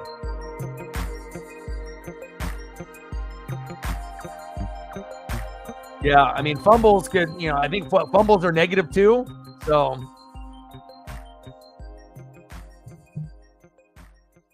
I mean, I've seen crazy shit happen. But one thing is for sure, this league is more competitive than we've ever had it on the channel in 8 years. I've never seen it like this, but I just wish I wasn't the one that was hit the hardest with the injury bug, as far as superstar players. But you're starting to catch up now, it looks like, Reflect with, but again, with Njoku, you haven't really been able to use him. Mixon, it's just a couple weeks. It's not like, oh, Christian McCaffrey, oh, you might not play the whole year. What? Like tendonitis in both legs, now you might not play the whole year? Fuck. But hopefully I get Cooper Kupp back by week 7, and that could really help me. But at that point, if I'm like 1-6, it's not going to matter. There's only 14 weeks, and then we go to the playoffs. So I need to turn my fucking season around now. 4th down and 1. We're at 10. I need to go. Gino with the keeper. Little tush push. First down, Hawks.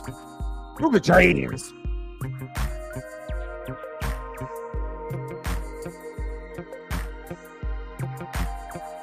Now I'm down. Now I'm down by 0.12. Now I need fucking Walker to fumble.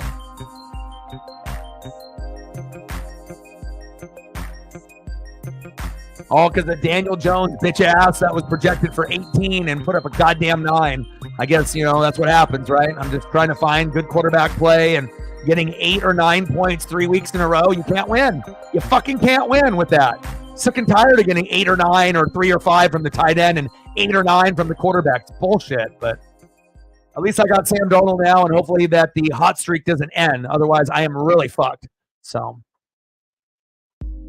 Walker with another carry.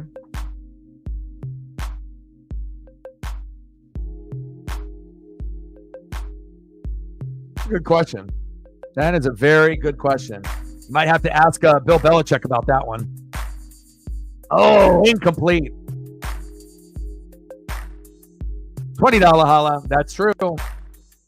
Stacks on stacks. Racks on racks. A little cactus jack. Bang, bang. $20 holla.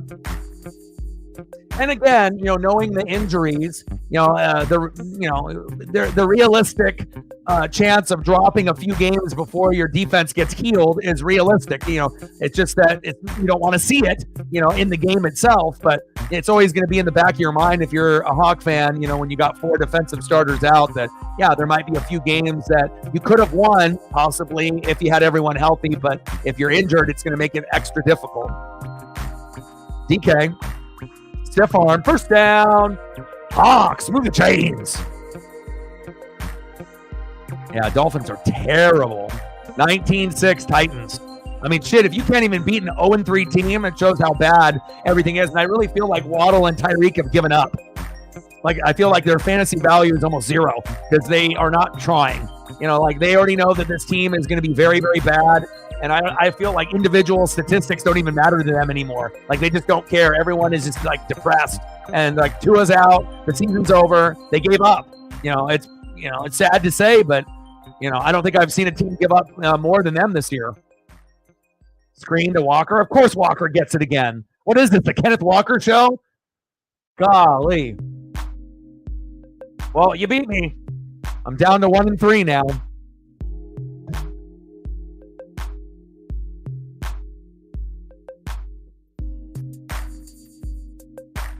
Congrats on the dub, my guy.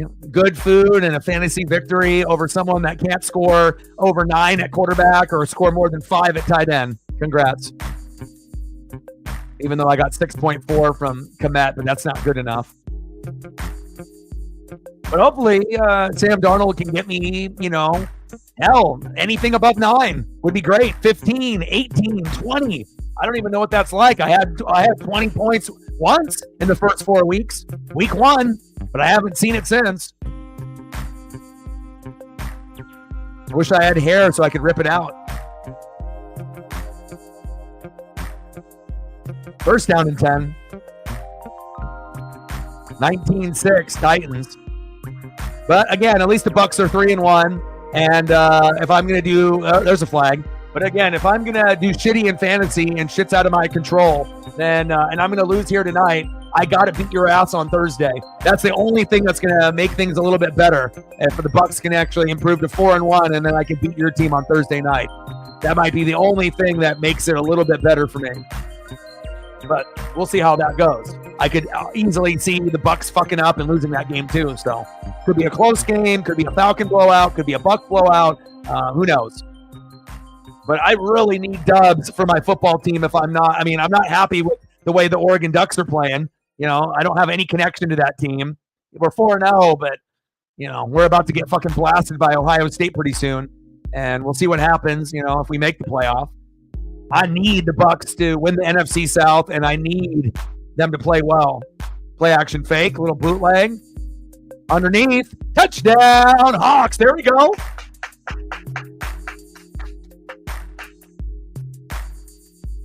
There we go. AJ Barner. Nobody has AJ in fantasy. There you go. Heck yeah.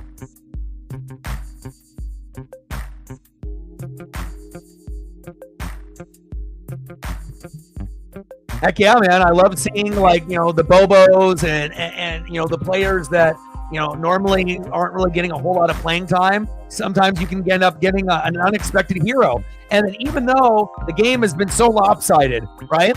It's been Detroit. You look up at the scoreboard, if you can just make a big stop, right, or get a turnover and a play and a score, you're right back in it, It was 21-7 and it looked like it was over, or it was very bleak. But now with a nice drive by Gino, nice adjustments, from McDonald at half, you're down by 7. You just got to be able to stop the run. You stop the run, you're going to be able to stop the Lions. But if you can't stop the run, the game is over. Essentially, I think every Hawk fan knows that. If you can't stop Gibbs and Montgomery or slow them down a little bit, and then how you obviously do that, you got to punch the football out. You got to get sacks. You got to get pressure. You got to get a pick. You got to do something. So hopefully the Hawks will be able to get some momentum and they'll be able to tie this game up, and then who knows what will happen, right?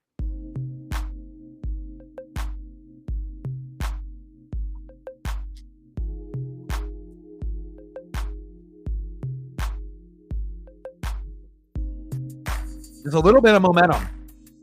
Just like if Shep doesn't get too many more looks and he ends up fumbling, and then he goes down to 125.32, and then he exits the game, and then I end up winning by what? 0.32?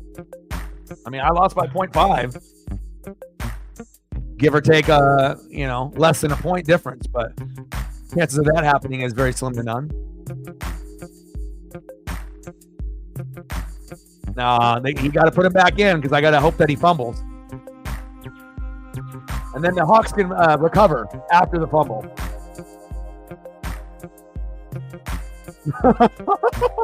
No Glenn, she says. Yeah.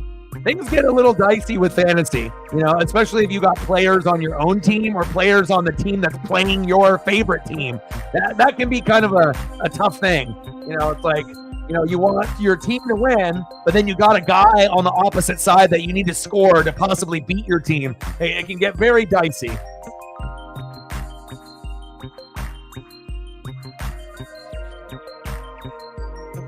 Yeah. I mean, as long as like the player on the opposite team doesn't get the winning touchdown and then your fucking team loses, So it's like you could win in fantasy and then all of a sudden your team loses. Then I guess it just depends on what's more important to you at that point. The team win, or your fantasy win, depending on how serious you are on either one or both, right? 21-14, Hawks. No, Lions, but we're getting there.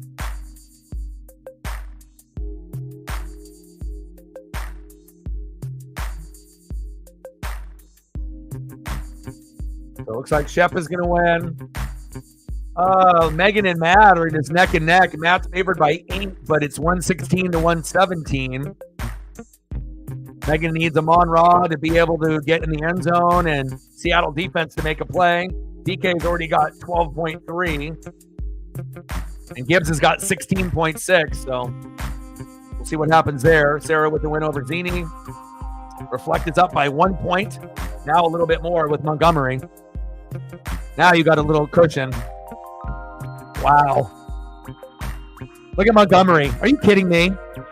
Wow. Oh, there goes Elliott. By double E. And just like that, wow, the Hawks gave up a big, big play. And that's what an RB1 looks like. That's playing RB2. That's why a guy that's playing RB2 is averaging 18 points and scoring a touchdown every game this season in fantasy because of runs like that. Wow. Unbelievable. Tackle him. Shit. He just went full board and just tried to throw his body into Montgomery. That ain't going to cut it. And then you fall down. Come on, Witherspoon. Golly.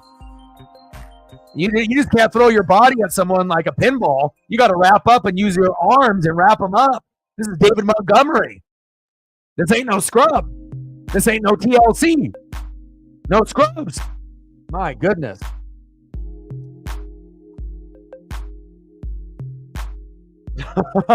Fantasy tearing everyone apart. 21-14 Lions.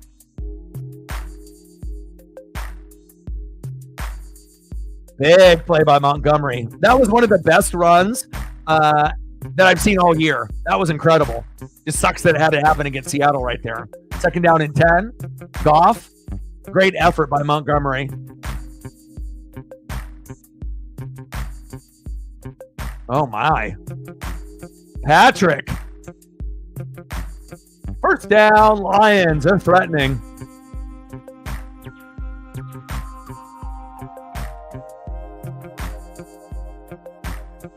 Well, it looks like Elliott and myself are done.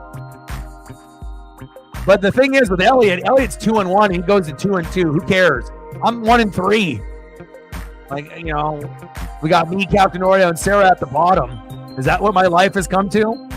1-3? We're at 30, 70 to go. We'll get some photos up here once we get to commercial break. The Hawks need to fucking stop. Montgomery. Penne trying to get a few extra yards for Montgomery. Short game. 19-6 Titans. 14 minutes left.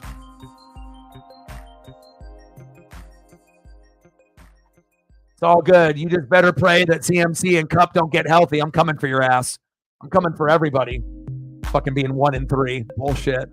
I hope Sam Darnold just fucking ends up being Geno and Baker from 2 years ago and last year. I mean, he's looking like the best quarterback, but I don't know if he'll be able to sustain it for the whole year. But Sam Darnold might be my lucky charm. Amon-Ra.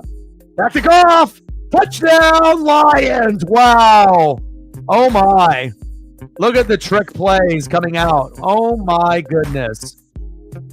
Amon-Ra to Jared Goff for the tutty. Well, there's some fantasy points there.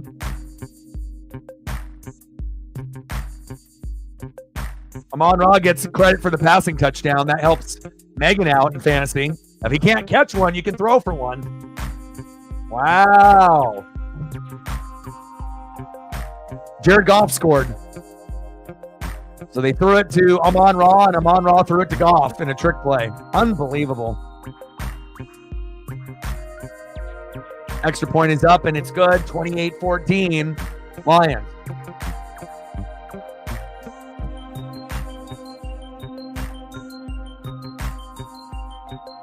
Yeah, but you still got good enough players, though, to still be the number one team in the league. If we're really being honest. I mean, you had 3 of the top 6 receivers. You knew at some point one of them was going to go down, maybe not season ending, but I think you knew at some point someone was going to get hurt. It's just inevitable, but at least you're mixing in Njoku is just for a few weeks. Obviously Rice, it might be the whole year, and that definitely stinks because, fantasy-wise, he was like the number 2, option, overall out of all receivers. That's going to be a tough loss, but you still got CD, right? You still got Nico Collins. Yeah, you got Montgomery. You got others. There'll be one other player that you'll be able to throw in there. And again, when you end up having guys like CD and you got guys like Nico, those are guys that don't put up 10s. They put up 20s, 30s, 40s. So that will make up if your tight end ends up getting 0. If your defense ends up getting 4. You'll be able to still make up, when you end up having top tier players, that's something I wish I had. I wish I had some top tier players. I don't know what those are. So.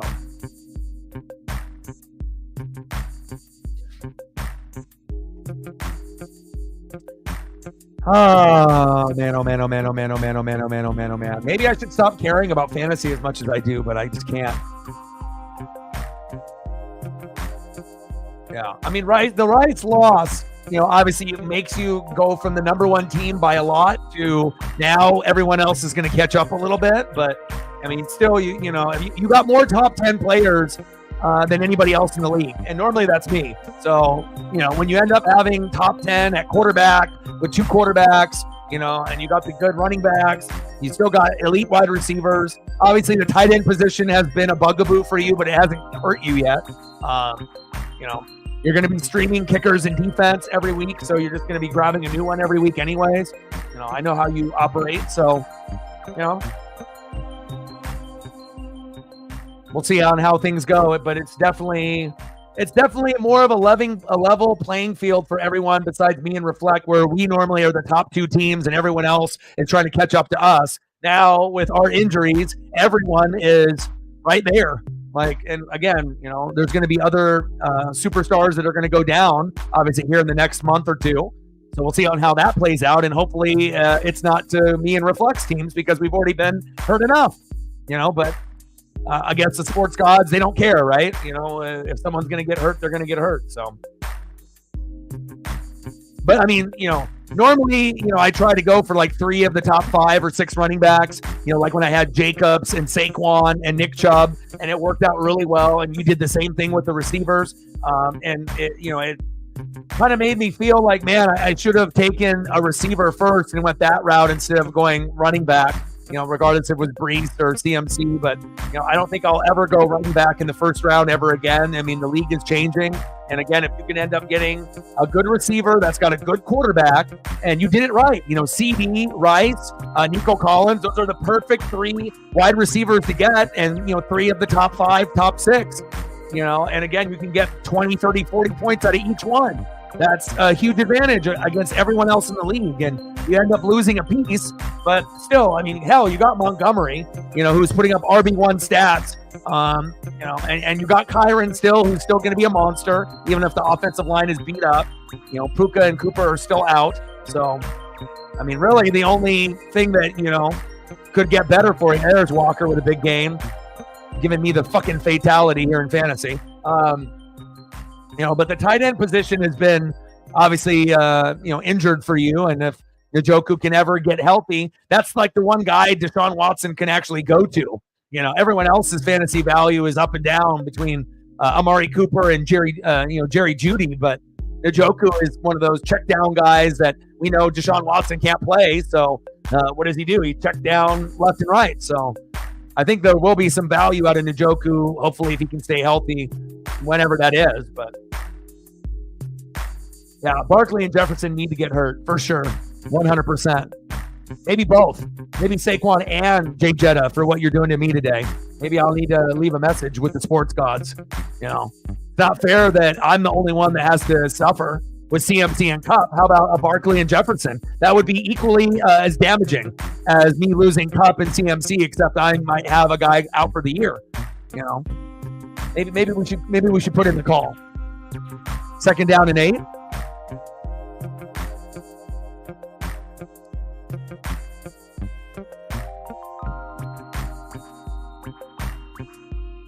Well, you just, since the fact that you said it, then definitely one of them is going down at some point. But it all depends if it's going to be season ending or just for a week or 2 or a month. But again, there's only 14 weeks, and then we go to a 1 week. So the season in fantasy will be over week 16, but in the NFL, we're going to go to week 18, but we're not doing best of 2 weeks. Now I'm kind of thinking that maybe we should have did best of 2 weeks with these injuries that I'm having. Then it would give me more time to catch up. Kind of, when you got a season-ending injury or long 1 month, 2 month injury, you don't got time to make it up with you're only playing a 14-week season and then 2 weeks in the playoffs. Nice catch. First down, JSN. Move the chains. Yeah. Hell, Flacco should be the starter for the Colts for the rest of the year. If they do that, they'll make the playoffs. You bring AR back in there, not going to make it. Flacco is going to play fantastic, just like he did for the Browns. The receivers are going to get more fantasy points. Jonathan Taylor will be Jonathan Taylor, regardless of who quarterback is in there for Indianapolis. But they're going to play much better with Joe Flacco. You watch. We're at 30, 70 to go. 22-6 Titans. 28-14 Lions. No, but I don't want Barkley and Jefferson to get hurt. It's fun to be able to watch your superstars kick ass,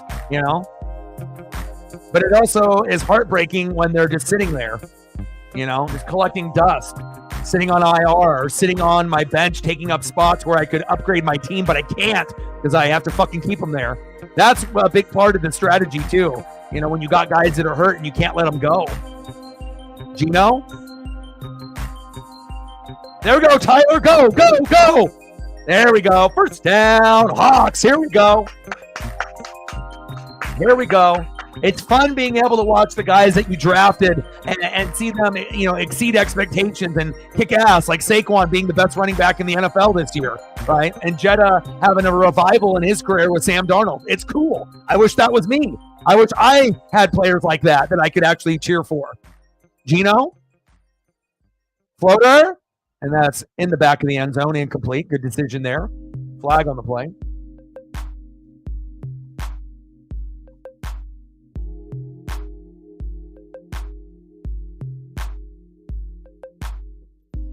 Yeah, and they're so good, Saquon and Jetta, that they literally can score 1, 2, or 3 touchdowns in a game, and no one would even bat an eye. You're like, oh, Jetta got 3? Yeah, he's great. Oh, Saquon got 3 or 4. It's like they've already proven themselves, year in and year out, even though there's a lot of Saquon, doubters because he does get hurt pretty often. 1 year healthy, 1 year hurt, kind of back and forth, right? Like Eli Manning being good 1 year, shitty the next year, right? And Jetta had a little minor injury last year, and of course I had him and had to deal with that. Gino, here we go. First down, Hawks. Get in the end zone, baby. And of course it'll be Kenneth Walker for another touchdown just to rub it in. But it is what it is. It's what happens when you get 8, 9 points at your quarterback 3 weeks in a row. And another catch, not in the end zone. Why do the fantasy gods have to do this to me? I'm already losing. Why? I got to lose by more now? Like, why is this happening? First and goal. Hawks about to punch it in here. Hand off. There's Walker. Touchdown! Shepard Williams. Damn it. There you go. Yeah, but nobody knew that Sam Darnold was going to be Sam Darnold. Like, again, if you didn't have good, efficient quarterback play, Justin Jefferson wouldn't have as much value. Just like Tyreek right now with Miami, it would be like a wasted pick, like a superstar player that can't get enough targets, and it would have been, that situation. But luckily for you, that Darnold is the best quarterback in the NFL right now, right?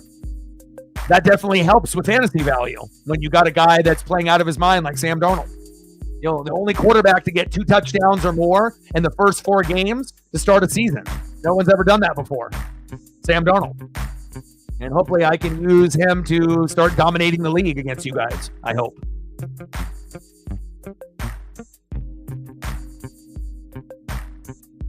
And if you guys want to be able to get 5 to 8 points with a quarterback, I'll have a couple on the wire for you in a couple days.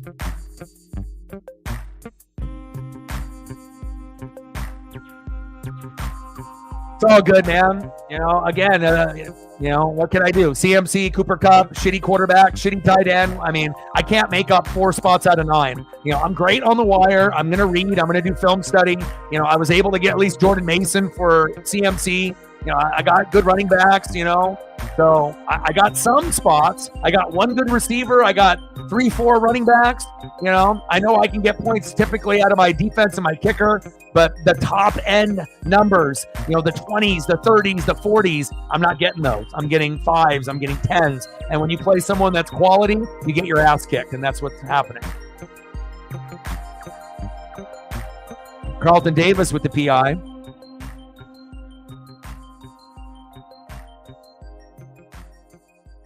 I guess. I didn't know you guys had Chip Kelly at coach.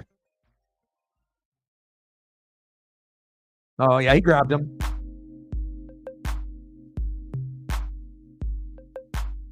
And why don't we just go for the extra point? Why are we going for 2? Like, you know, I don't know if McDonald failed math, but if you kick the extra point, you're down by 7. Like, what, you think you're going to get the 2-point conversion and then score a touchdown and win? Like, what's the method to the madness here? 2-point attempt? Why would you do that? You might have just lost the game because of that right there. That was the dumbest thing ever. I mean, didn't we learn anything from watching the Eagles and the Falcons the last few weeks? Why would you go for it for 2-point conversion with 3:03 left in the third quarter when you're down by 8? You don't need to do this. You kick the extra point, you're down by 7, you pray that the ball doesn't go into Montgomery or Gibbs' hands, you know, and you end up tying the game up.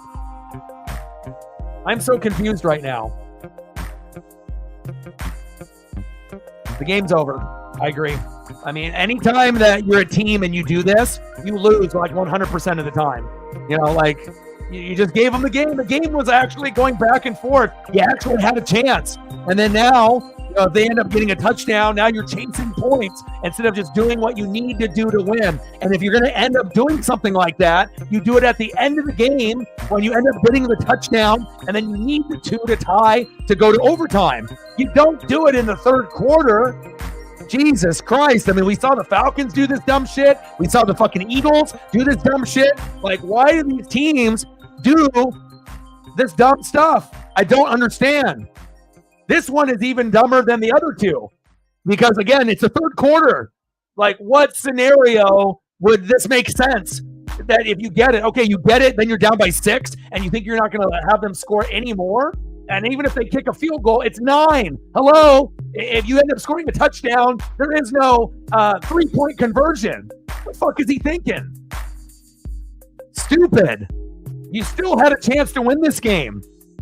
Like, it still was going to be a small percentage, like maybe 20%, but it was still there. Now, unbelievable. Like, why the hell would you do that? Yeah, and literally, has any coach been successful on any of them? No. So if you watch film and you understand that none of these teams, if you're leaving points on the board where you had a field goal, right? You had a field goal for the Eagles. They said, nah, fuck it. We're the Eagles. Let's just go for it. And then they didn't get the field goal, and I said that they would lose by 1, 2, or 3. What happened? They did. All right? Then you saw the Falcons. Same shit. Why are you doing that? Now the Hawks. It's like every week we have one team do it. Why, Seattle? You're not dumb. Why? I'm so pissed. Unbelievable. Unbelievable. Maybe it's a point spread. Like maybe the league is rigged. Like maybe like the referees and like Goodell and like maybe they're in on it. Like for a long time, we know that cheating does go on, and we know referees change, the point spread. They might not be able to dictate the winner unless it's the Chiefs, right? And calling PI for Patrick Mahomes, whether it's there or not. And we've seen it happen where they get bailed out more than any other team in football, right? So at some point, it's not necessarily a conspiracy. It's just what they're doing, right? But now I'm trying to wonder, for something that's so bold and weird, timing-wise, maybe there's something up, in the point spread. Like Vegas is losing money right now, and they need to get the advantage. Uh-oh. The 40, the 30, J-Mo, and he's gone. Touchdown, Lions. Uh-oh. And, of course, that happens right after the dumb decision to go for 2, right? Boom, right away. This is, and that's exactly what happens in sports. Unbelievable. 70-yard tutty. And there you go. If you end up having something like that in your starting lineup, then boom, shakalaka, there's points with Rice being possibly out for the year. So it's not like you got 2 options on your bench at wide receiver that you can plug in, and they might not be as consistent as Rice, but they can put up big numbers, 20, 30 points here and there. It may be every other week, but that might be a better option than anything else that you have, right? Unless you end up going with 3 running backs instead of 3 wide receivers. But, you got a Brian on the bench. You got a Jameson on the bench. I know your team just as good as you do, and obviously losing Rice is terrible. But, seeing plays like that make you, okay. It's not going to be every game, but when he does hit, it could be, obviously a week winner just based on a J-Mo touchdown. It could be a week winner. Extra point. It's up. And, of course, it's good. They're not going to miss that after the bold 2-point conversion attempt by Seattle. Wow. Wow.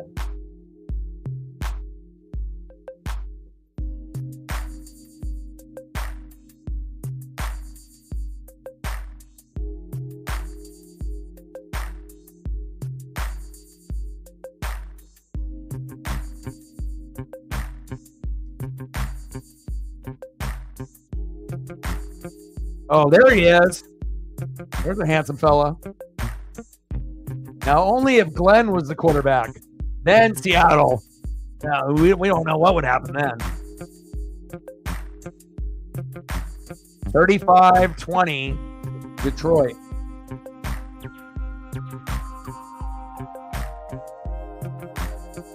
We'll get a few of Megan's favorites in here.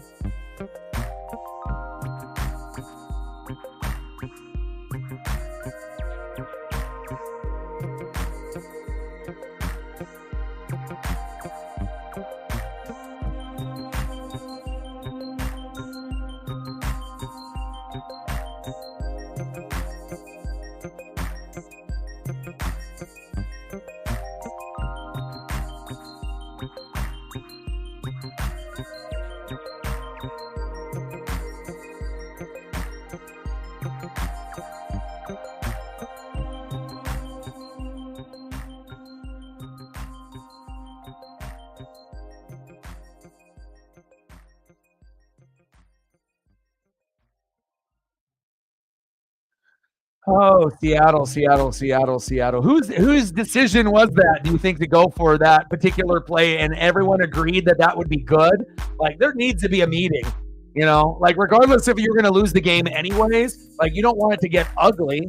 And you still want to be able to have faith that, it could have maybe, some kind of crazy play happens on special teams, or a very crazy pick six or fumble for a touchdown. Just something crazy that could have got Seattle back into the game other than just what they're doing on offense. And just to be able to kind of, do that strategy, which it wasn't one. And then for Detroit to score right away after, I mean, it's like sports karma just slapping you right in the face. Why?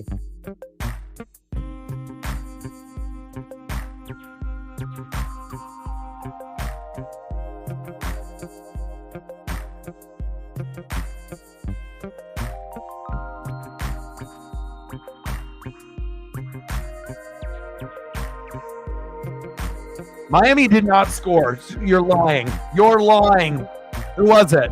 Was it Tyreek? Was it Waddle? Who was it?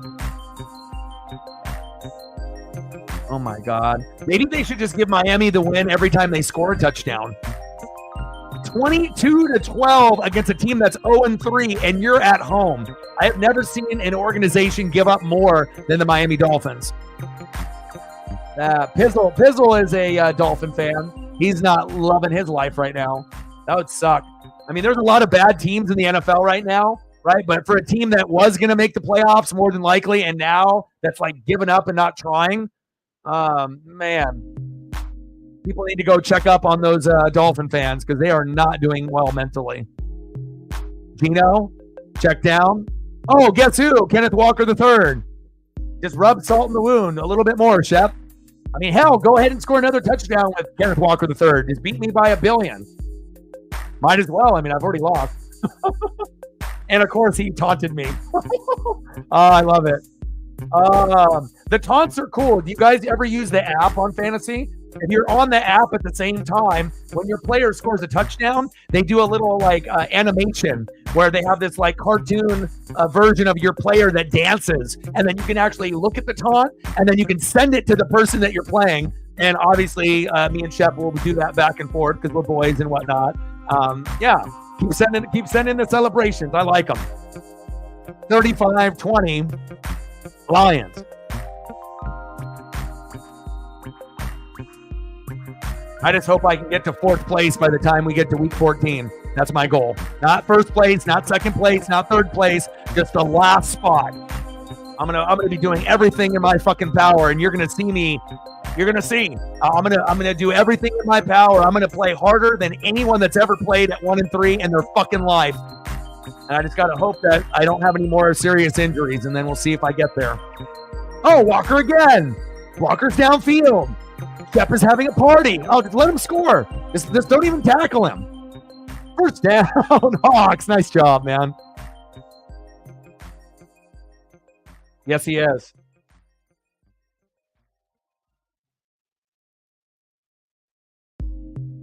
Yeah, but the main reason that you lost today is because you got 4 starters on defense out. You already knew going into the game that you were going to lose. Every Hawk fan did, whether they wanted to admit it or not. They knew 4 starters out.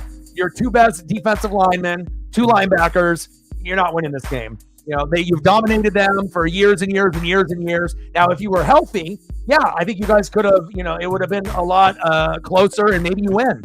But again, I lost with no Vita Vea and Antoine Winfield Jr. to the fucking Broncos. What the fuck does that say? I can beat the top tier talent in the NFL, but then I lose to one of the worst teams in football? So it shows you on any given week, anything can happen, but injuries to superstar players are significant. You just can't put in a fucking 2nd string D tackle or a 3rd string safety and think that you're going to hang. They're going to fuck you up, and that's the fucking reality, man. If you don't got depth in football, you're fucked. And, especially if they're really good players. Like, I can't win a game without Vita Vea playing. That's the truth. That's my Warren Sapp. If he doesn't play, I'm losing. If I don't got Antoine Winfield Jr., I'm probably losing. Levante David is out, I'm fucked. Like, I need those guys, And it's like, Mike Evans is out or Godwin. I can still win. Bucky Irving, Rashad White, I can still win. But, the significance of, like, Tristan Wirfs, Graham Barton, Vita Vea, Antoine Winfield, you can't replace that. It's just impossible. So...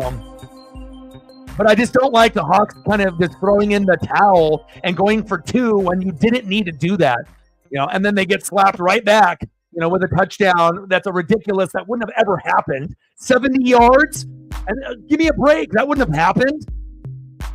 Sports is such a fucking crazy thing of emotion, and again, and momentum, like where things can be looking great 1 minute and then all of a sudden you're in hell the next. Like, they really know how to handle fucking with our emotions, don't they?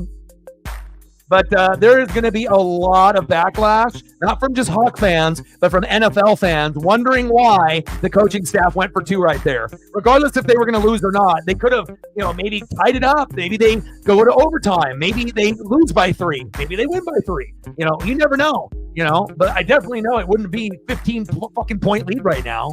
Like, what the fuck?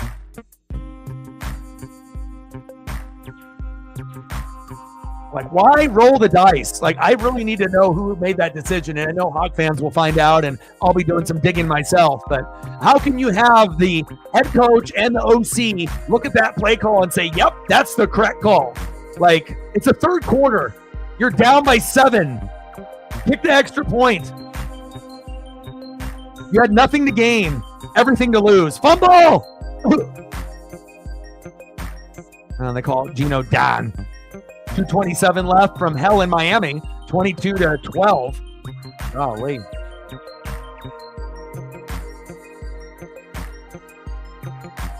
Yeah, you know what the number one reason that the Vikings are playing great after watching their games and watching film? Not Sam Darnold specifically, offensive line and the defense. No one anticipated that O-line and that defense to play well. I mean, hell, they even had an Oregon Duck player die that couldn't even be able to play on the field yet. They had a lot going against them. Most people thought they would finish last in the NFC North, right? Unless there was injuries, and we've had injuries, right? But again, Sam Darnold has been great, but if the offensive line didn't give him time, he wouldn't be balling as the best quarterback in the league right now. You know, besides maybe him and Josh Allen, even though he got fucked up against the Ravens yesterday.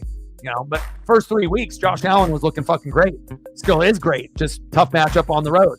End of the third quarter, 35-20, Lions. You know, but again, Sam Darnold's going to get all the credit. But when I go back and watch the film, the O-line is doing crazy things. The defense is flying around. Like, they don't really have the personnel to be good on the O-line or the defense. But here we are, 4-0, Minnesota Vikings. And obviously at some point, you know, Darnold is going to hit a wall, you would assume. But what if he doesn't? And Hawkinson's coming back pretty soon. So not only do you got Aaron Jones, who's looking better than Josh Jacobs. So obviously they replaced the guy that they should have kept in Green Bay. Aaron Jones is playing well. O-line's playing well. Addison's playing well, USC. Jay Jetta's playing well, LSU. And then you got Hawkinson on the way. I mean, I don't know what's going to happen. And, you know, at some point they are going to flatline. But it's pretty cool to be able to see a team that everyone thought was going to be terrible actually be one of the funnest teams to watch. And that, you know, someone like Sam Darnold, it shows you organizations fail their quarterback rather than the quarterback failing the organization. If you get drafted in a shitty organization, Baker Mayfield, Sam Darnold, going to the Browns and, you know, going to the Jets, you're fucked. But if you're still a good player and you can find your way out of hell and then you can prove yourself, you know, then you can actually turn your career around. You know, just like Sam Darnold did. Andy Dalton's having some success. Baker Mayfield. You know, it's cool to be able to see guys that, you know, were given up on and called busts, and then to be able to find another opportunity and to have success. I don't know if anything else makes me happier in sports than that. You know, besides offensive linemen dominating the game and catchers getting recognition. I just like the people that, you know, they forget what they did in college. They forget that at one point or another, they made the NFL for a reason. But again, a bad organization can suck all of the good juju and vibe, you know, out of the player mentally, just, you know, putting them in a position to never succeed if they're mentally weak. And it's just cool to be able to see guys turn their shit around. I love that. But one team that's not going to turn their shit around, the Miami Dolphins. They are looking bad, bad, bad.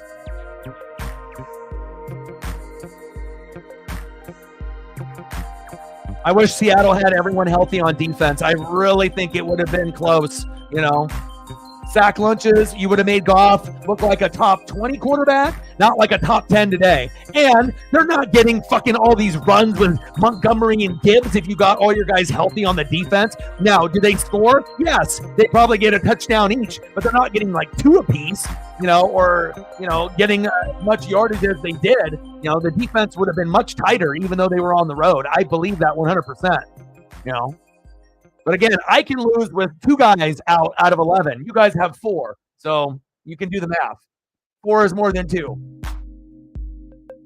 Supposedly, that's what I've been told. Second down and 10. 24-12 Titans. First and goal for Tennessee again. Uh-oh. Second down and 10. Come on, Geno. I mean, even if Kenneth Walker has to score another touchdown and I get obliterated in fantasy, let's go. Let's do it. Come on, K9. Come on, K9. Come on, K9. Come on. Come on. Boom. There you go. There you go. See, and that's me giving a good gesture, obviously knowing I'm getting killed in fantasy, how much it means to me, But again, when you can accept defeat and then try to cheer on, something that that, it's not going to do me any good, but, if it can help the Hawk fans in the room, I'm willing to sacrifice myself for extra stats for you, even though it's going to hurt me mentally to look down at the number that I lost by at the end of the week again, right? But if the Hawks can come back and win this game, or at least make it more interesting, I will sacrifice myself for Kenneth Walker going beast mode. Nice job. Extra point is up, and it's good. And hello, you should have done that already. Now, right, if you end up scoring a touchdown, what happens? Now you're down by 8. Now you're forced to do a 2-point conversion. Why make it hard on yourself? Extra point, and now you have to get the 2. Like Seattle wants to live for the dramatic. They want to be able to make that big 2-point conversion with DK Metcalf, right? Force overtime. Is that what's happening? All right, I'm going to take a look at the points, and I don't want to. Now I'm probably losing by 20 or 30, but let's just, for shits and gigs. Oh, look, 147 to 125. And you better send me another taunt with your little animation here. Where is it? Where's the animation? Send it to me already. Well, I haven't got the animation for the taunt from Chef yet, but you should hurry up and do that. And nice win, dude. 147 points in fantasy. Chef is going to be the number 1 scorer in fantasy this week by a large margin. Good job. And just my luck, I end up having a good week and I lose to the person that scored the most points. Sounds like just like what Sarah went through, Like, oh, you might end up being number 2 in points that week, or 3 or 4, like up there. But sometimes it's just not enough. But now, I'm 1-3, and now we just got to hope the Hawks can make one defensive stop in the fourth quarter, and they make their 2-point conversion, and then we can go to overtime, and then maybe the Hawks win 38-35. I'm just kind of throwing that out there, but a lot would have to happen to get to that point. But now is where you need the sack lunch, the strip sack, the pick 6, the interception by Reek Woolen. You need something, at some point, unless you can just get a 3 and out.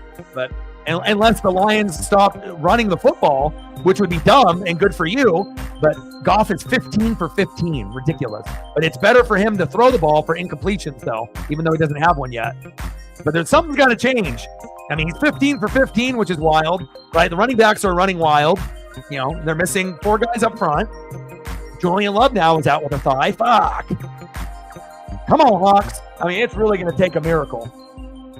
Of course, Love is out too. It just, it's like injury to insult. Just like fucking, I already lost, and then Kenneth Walker scores again. They're like, the bleeding never stops. I'm like bleeding out. Help me, right? But no one's helping. 2nd down and 3. Can the Hawks defense make a play either on this drive or the next drive? You got to make a stop at one point or another. And then if they end up scoring, you have to hold them to 3. Which you haven't been able to do yet, but you have to hold them to 3 if they're going to get points on this drive or the next drive. So that way you have 2 chances to get the touchdown and then the field goal. Touchdown, 2-point, and a field goal. Made it extra hard on yourself when it didn't have to be. Everyone thinking they're goddamn Chip Kelly and Dan Lanning, and not everyone can be goddamn Chip Kelly. I mean, I just wish coaches would fucking realize that. 3rd down and 1. Halfback toss. Montgomery. There we go. There's the defense that you needed.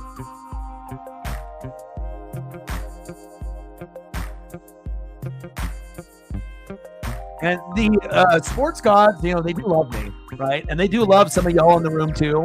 And I've seen weird things happen, where I start talking about something and then all of a sudden it starts really happening, or we predict something based on things that we've seen in the past. We say it out loud, and then as crazy as it sounds, sometimes that weird thing actually comes to life. Can we talk it into fruition? Can we talk about the comeback?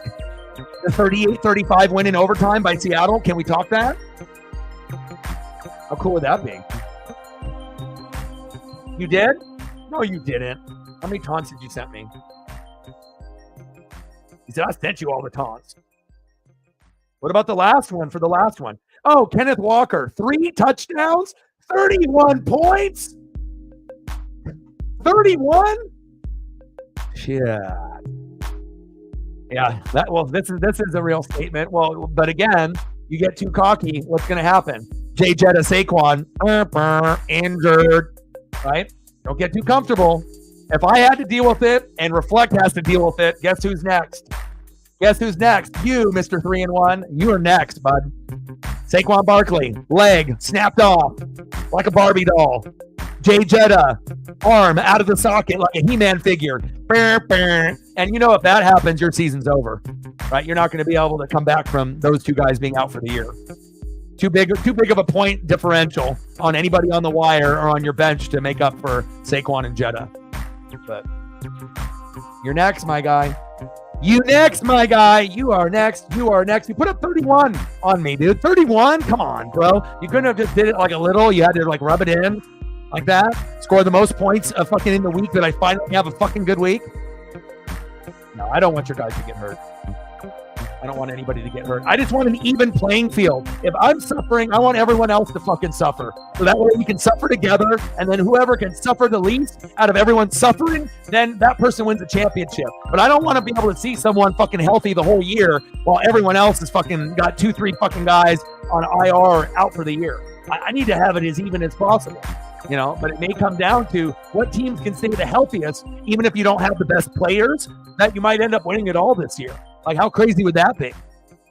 Like, you might end up having a roster like Chief will Chief, where it's not like the biggest names like Swift and Mooney, you know, and Drake London. But if they continuously put up points and they stay healthy with Jaden Daniels, like, that could be something that, you know, we haven't seen in a while, where like you have players that hit, but they're not popular players. They're like under the radar, no one cares players. No one would really roster these guys, or they would be on the bench, or they wouldn't be starting. But, you know, if you got guys injured like he does, you know, you got to be able to find other options. And lucky for him, his guys that are replacement players are hitting. Good for him. I wish I could say the same. 31-12 Titans. Tyreek looks like he's about to have a meltdown, which means probably another baby pretty soon. I mean, he's got like 15 to 20. I mean, calm down, Tyreek. That guy's in I don't give a fuck mode. It kind of makes me feel like I'm looking at like Antonio Brown and his CTE post, because he's got his CT ESPN. So he makes posts like ESPN, but it's CTE version. So he ends up doing like these funny pictures and posts, and he like roasts different people, and usually he gets blocked by like celebrities and other athletes and whatnot. But every once in a while, CTE, AB, Antonio Brown, fly like a butterfly, sting like AB. He can be funny at times if it's him or someone running his account. Obviously, one of his friends. He's probably not even doing it himself. He's probably got a assistant, and he'd say, "Look at this picture," and then like, "I'm going to say this." Type it, you know. 35-27 Lions. Hawks with some momentum, baby. And again, it would be the most Seattle thing if they actually did end up, tying it up, getting the 2-point conversion to fall with DK and get, convert, and then go into overtime and end up winning by 3. Chardonnay! Give him some Chardonnay! Let's go. $3 holla. Come back. Stacks on stacks, racks on racks, little cactus jack, bang bang, $3 holla. Let's go, Seattle.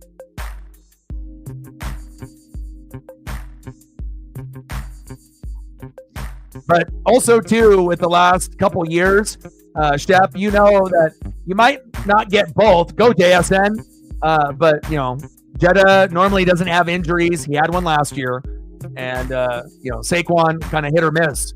So it's like you do have 2 players that have got nicked up, within the last year.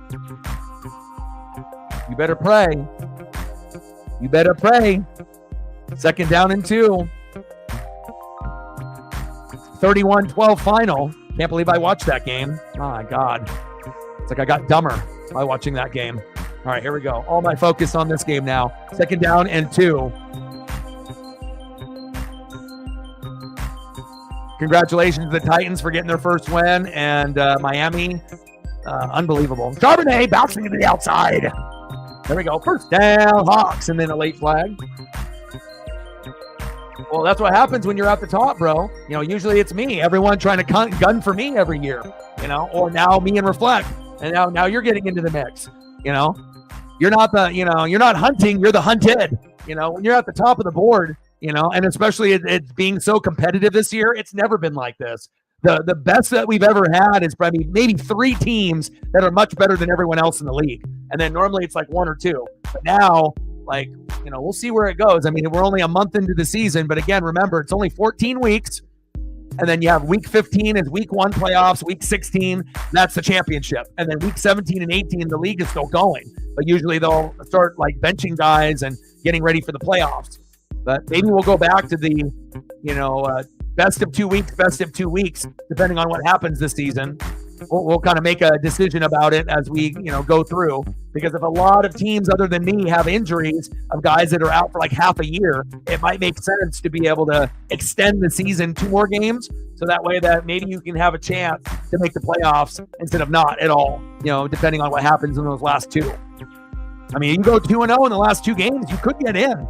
You know, that could definitely be the difference, especially if it's competitive. 35-27 Lions, 3rd down and 3. Come on, baby, get this first down. Leave them chains. Shotgun set, 3 wide. Keno steps up, perfect, and complete, but was there a PI? I don't know. 4th down and 3. Throw was low, but that's where it had to be, so it wouldn't get picked. But let's take a look if he was early.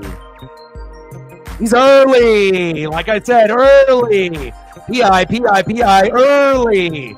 But again, when it's a bang-bang play, you know, anything can happen, you know, and a lot of times they don't see that, but that was clearly early.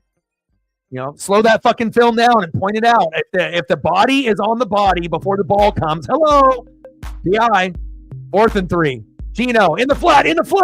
There you go. Yes. First down, Hawks. There we go. Let's go, baby.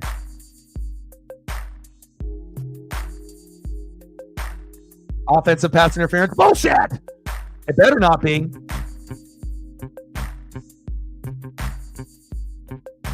Let's unlock it. You got to be shitting me, dude. What the fuck? What kind of bullshit is this?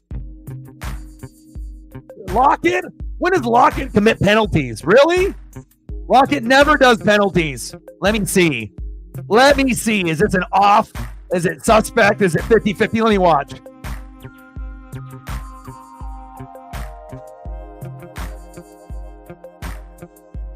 What was that?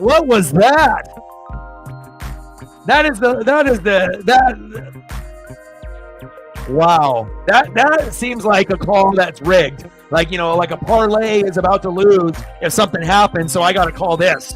That's what that looks like.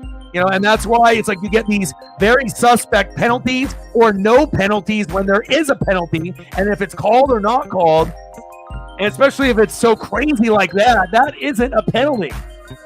How do you go from missing a PI and then calling a penalty like that? What the hell? Frustrating.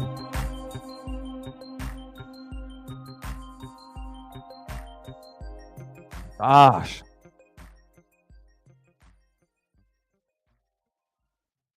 Lockett isn't a penalty kind of guy. You know, he might make like a penalty a season. Really? Who the refs fooling, huh? I'm not fooling for this foolery, this tomfoolery that I'm seeing.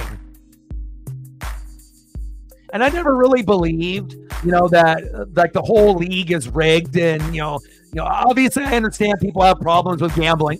Pete Rose, Shohei Ohtani, rest in peace, Pete. I love you. You know, but you know, like Donaghy from the NBA, you know, when he ended up ripping off the Kings and then the Lakers three-peated, that was him, right? So you know refs cheat. They did it in college basketball supposedly first. That was the first one they really started shaving points and rigging shit back in the day, 60s, 70s, 80s, 90s. There was a lot of cheating going on in the college basketball scene, but maybe because it's not as popular and people didn't think that they would notice. I see. But lately, I mean, some very damning evidence, you know, like what are we looking at? Can't believe that happened.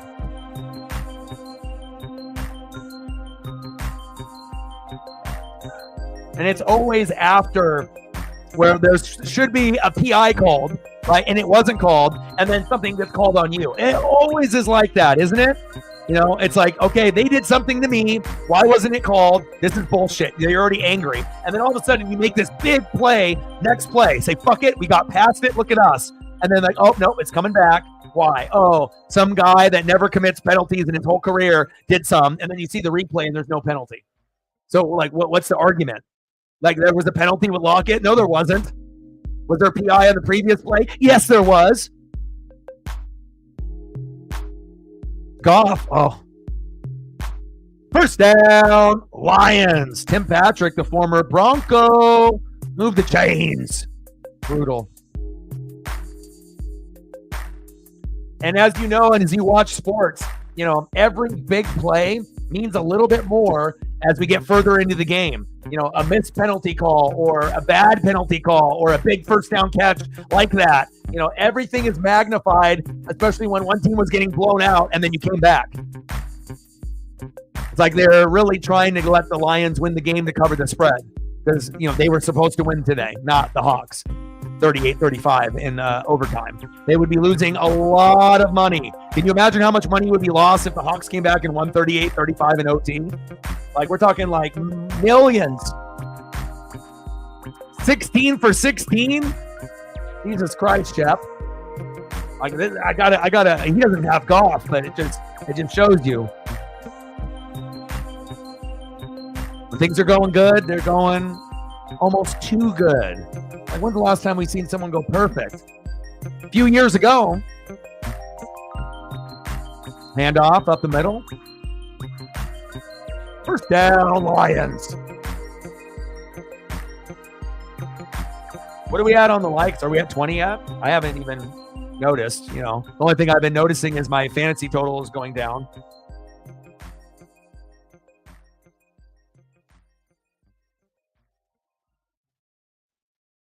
$147, man. Of course you have to score the most points in the whole week. Of course. We're at 30. 70 to go. I wish I could handle losses better, you know, but Laporta finally having his breakout game, I see. Of course, I have him on the bench. And then he'll probably score a touchdown here, too. Sports gods love just to fuck with me every day, you know. It's like, you think you got it figured out with all that reading and that film study you do, dog? Here you go. They'd be like, fuck you. How you like that? All right, we're 3 away from 30, so that's good. But that's one thing that gets really frustrating, too, by putting in the wrong player in fantasy when you have options. And sometimes when you have too many in a position, you have too many options to fuck up instead of actually win. First and goal. Goff and his offense. Wide open. Incomplete. Flag on the play. Laporta's got 9.3, of course. But that wouldn't have made a difference. It's not like I was going to be able to have that be the difference. And then, I would have almost got to 10 points at tight end. Whoop-de-doo. I've scored 8-9 points from quarterback in 3 weeks. Whoop-de-doo.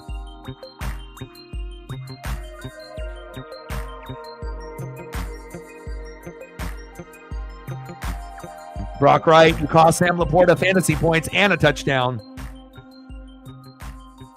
It's like, you know, suck, and then all of a sudden the breakout game. Like, how many bad games in a row can you keep a guy in before you pull him? You know, is it 3? Is it 4? Is it 5? Is it you just don't care and you're just oblivious? Like, you know, after a while, you gotta make a change unless you just don't have another option. And they're all on the wire. Halfback toss.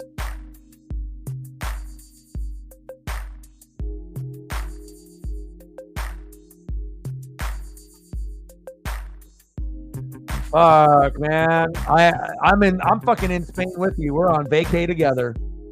It's you and me. We're there. Spain. Brutal. But I guess at one point or another, right, I had to experience this. I just never thought it would be anytime soon. I thought, you know, maybe I get older, maybe I'm not reading as much, wouldn't happen, or watching as much film, and then all of a sudden, 1-3, here you go. Here's you, having a bad record and having to deal with that. But I just pray that this doesn't happen to me next year. I'm already looking ahead now. I'm already 1-3, thinking, fuck, I might not make the playoffs for the first time in my life, and then, I can't, well, one thing for sure, Christian McCaffrey is never getting picked by me ever again. So, I won't have to worry, hopefully, about some significant impact not even being able to be used. It's like drafting Matt Brash in MLB Fantasy Baseball. He's not even playing. Brutal. You know what? Not going to happen. Not going to happen. I've been doing everything in my fucking power, right? Just to try to get fucking to stay afloat. Not going to happen. Now, I'm glad that you believe, but I 100% that is not happening. If that happens, I would be shocked. But I am going to do everything in my power to put the best guys, to try to win. But it seems like also, as I looked ahead, I have a lot of bad fucking matchups with my players. And sometimes you don't know if you're going to have a lot of neutral or red matchups. 3rd and goal, wide open. Touchdown, Lions. Amon-Ra St. Brown, fantasy owners rejoice, and that is Megan. You throw for a touchdown, and then you get a touchdown. That was a Sam Laporta's touchdown. But Brock Wright fucked it all up. And then Amon-Ra St. Brown, fantasy owners, which was me last year. Toe drag swag. Amon-Ra, Sun God, boom shakalaka. Wish I had Jay Jetta and Amon-Ra on my team this year. Congratulations, Amon-Ra St. Brown, fantasy owner, Sun God, toe drag swag. He's fucking good. He's one of my favorites, and even being a Duck fan and him being at USC, he has to have a good quarterback to be able to make the plays, but it's like a superstar emerging in front of your very eyes. And, you got guys like Jamar Chase that are out there that for my dollar, give me Amon-Ra even over guys like Jamar Chase. Like, I think Jamar Chase is great, and he might have more boom games where he ends up having, 40 points, but the consistency, you're going to get that out of Amon-Ra on top of big game performances. 42-27 Lions. Definitely feels like the refs had something on the line, and they said, hey, if you don't start calling some fucking penalties or some bullshit and making sure that this happens, we are losing money. And then they were like, okay, me and Britt in Spain without the S, but maybe with the S one day too. Brutal. Congrats, man. Congrats. You and Reflect at the top. I'm jealous. I hope so. Somebody's got to check up on your boy and make sure I'm doing okay. Like, it's one thing if I didn't care, but it's like I don't know how not to. I just love, like, I love you guys. I give 150% for Paisley. I give 150% in anything I fucking do, like, which I think is pretty evident, with the growth of this channel, how I treat people, and how I try to be able to be there for Paisley, knowing that every day that I'm alive is like a week for her. And so I definitely try to go above and beyond to make her happy and to make sure that she lives the best life, as she can, and I think if you have that perspective for your cat or dog, your life will change, and the people that, have animals and that are kind to them, that's a different breed, That's why dogs and cats sometimes are better than humans, It's just true.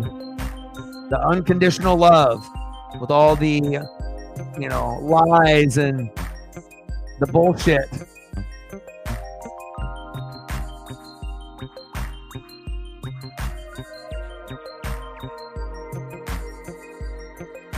Seth Rollins, baby. Love me some Seth. It's funny, in my room right now, I have the very first Shield Elite figures from WWE that they released a very short period of time. And I remember when I got the Seth and the Dean Ambrose, I was able to find those, pretty easily. But the Roman Reigns, I had to literally go to Toys R Us every day for like 2 months. And then finally, when I ended up finding it, there was two. One that a kid like Gronk smashed, and it was fucked up packaging, and then another one. And luckily, I was able to get the one that didn't have the Gronk smash, but it took me a long time to get it. But it's probably one of the most satisfying sets that I've completed based off figures. And they definitely have gone up in pretty good value too. You know, to pay $20 each for something now for a set can go for $150, $200, and then if it's good packaging for all three figures, you might even be able to get more than that, maybe $250, $300. Pretty cool. I have to watch Raw, man. I think I have it recorded. Pretty sure I do. 42-27 Lions.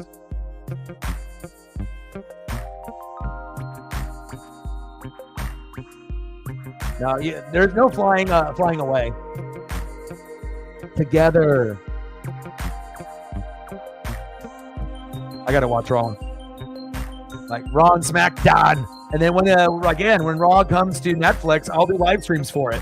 I think it'll be cool because I know we have a lot of wrestling fans that love football, and some people that watch football aren't into wrestling like Megan, but for a lot of us, we've been watching since the 80s and 90s. Fumble!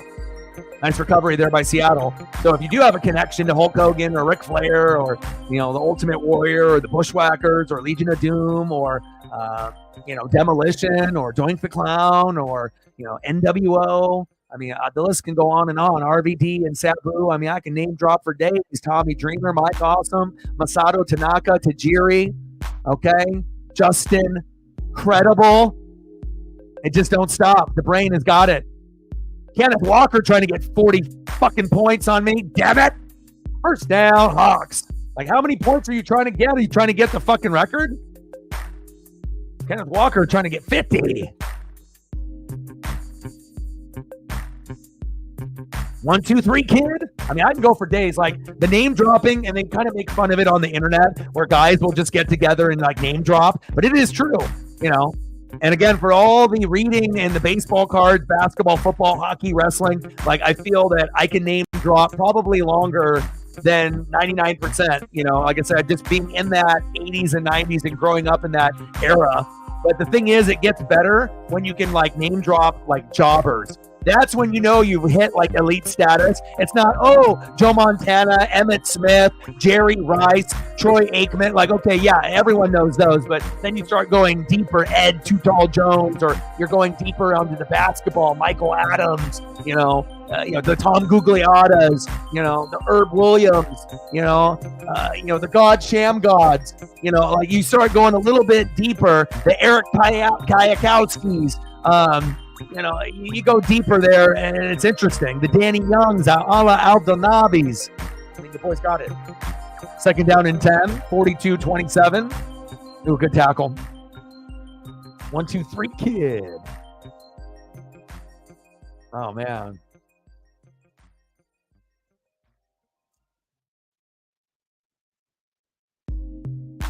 Mister. Kennedy. I love the obscure, man.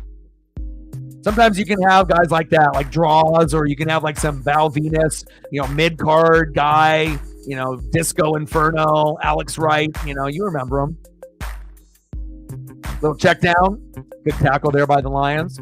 DSN couldn't get away. Robertson with the tackle.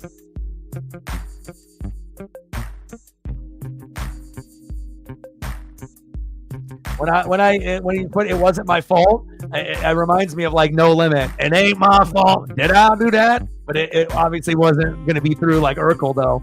If you know the No Limit back in the day, going deep and complete. Any PI, any flaggery?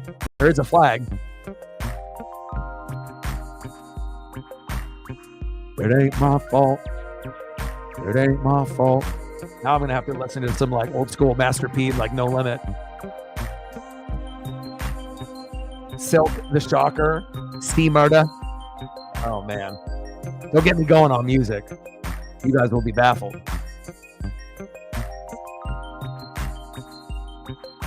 He's all hugging all over him. Can we get a goddamn PI for Seattle? I get it. The bettors, and they're going to lose millions of dollars. But it's like ridiculous how you're getting mugged out there, and the refs are seeing it, and they're like, nah, that's not Patrick Mahomes.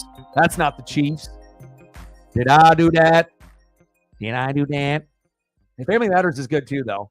I mean, I can always go back and watch a little Steve and Eddie, getting into some mischief. Carl, Uncle Carl. Even though I prefer more Uncle Phil.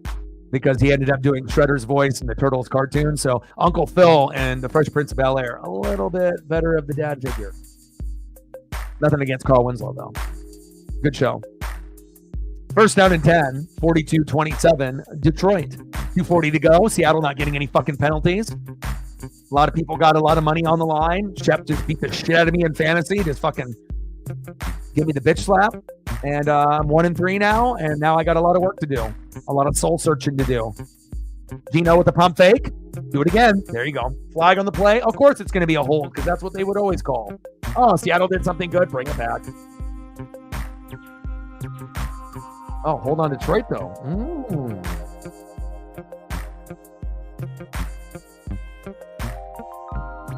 Britt.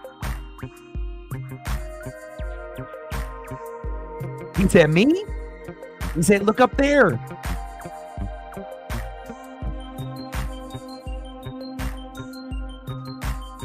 Is that on Bobo? He hit Bobo with a no-no. I mean, you can't be hitting. He fucking tackled Bobo. What is he doing? He's like, that wasn't me. Did I do that? Did I do that? All right, Seattle knocking on the door. First and goal. 4 wide. Split back. Gino, throw it. Batted dad.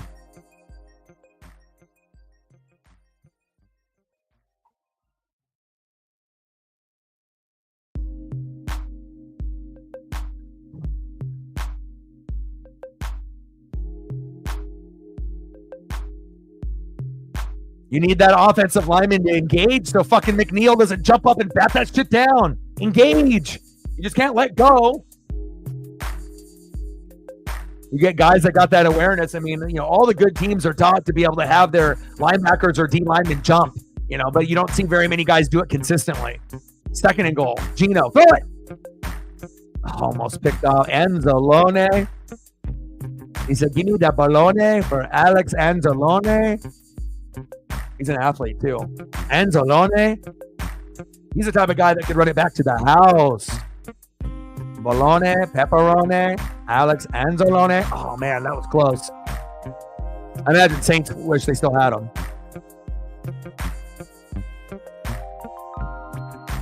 I like him. He seems like he would have been a guy like that would have been good for Oregon. I like his swag. Good awareness. Third and goal. Come on, Seahawks. Gino, bootleg. Throw it. Nobody's open. Throw it. Pump fake. Throw it. Incomplete. Flag on the play.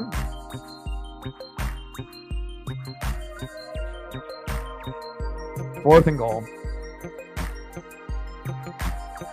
All right, take a look at our fantasy league with all the regulars in it for the very first time, and it ends up being amazing. Shepard Williams putting the smack down to some guy named O-Dog, 150-125. Good job, most points scored. And it's 121-121 between Matt and Megan. Who is going to win? Oh, my God. Matt's projected to win by 0.1, but who knows? Oh, my. Sarah won over Zini, 122-85. Steppas is losing to Reflect. And Chief will Chief on the dub on Captain Oreo floater. And complete in the back of the end zone.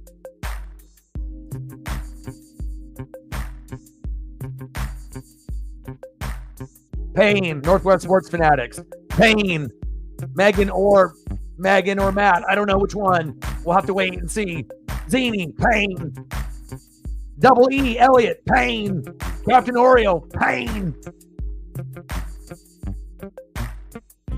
Shep, Megan or Matt. Sarah with her first win of the season. Reflect up there at the top. And Chief will Chief.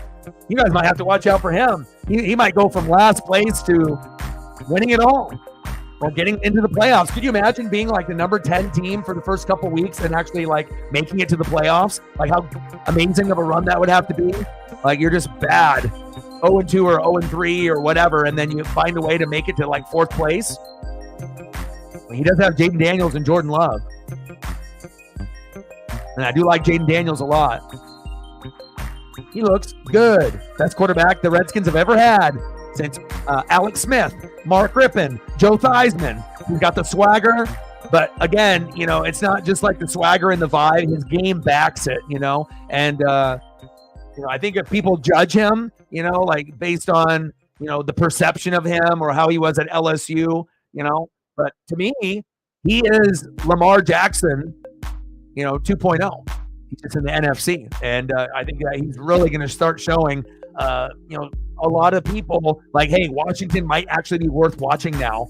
They might have like a dysfunctional organization, but you're going to watch Washington games just for him, like very, very soon. If you're not already. 2nd and 10. Oh, it's Dortmund. You know what time it is? It's time for sack lunch. Oh, yum, yum, yum, yum, yum. Oh, get to the chopper. Got him.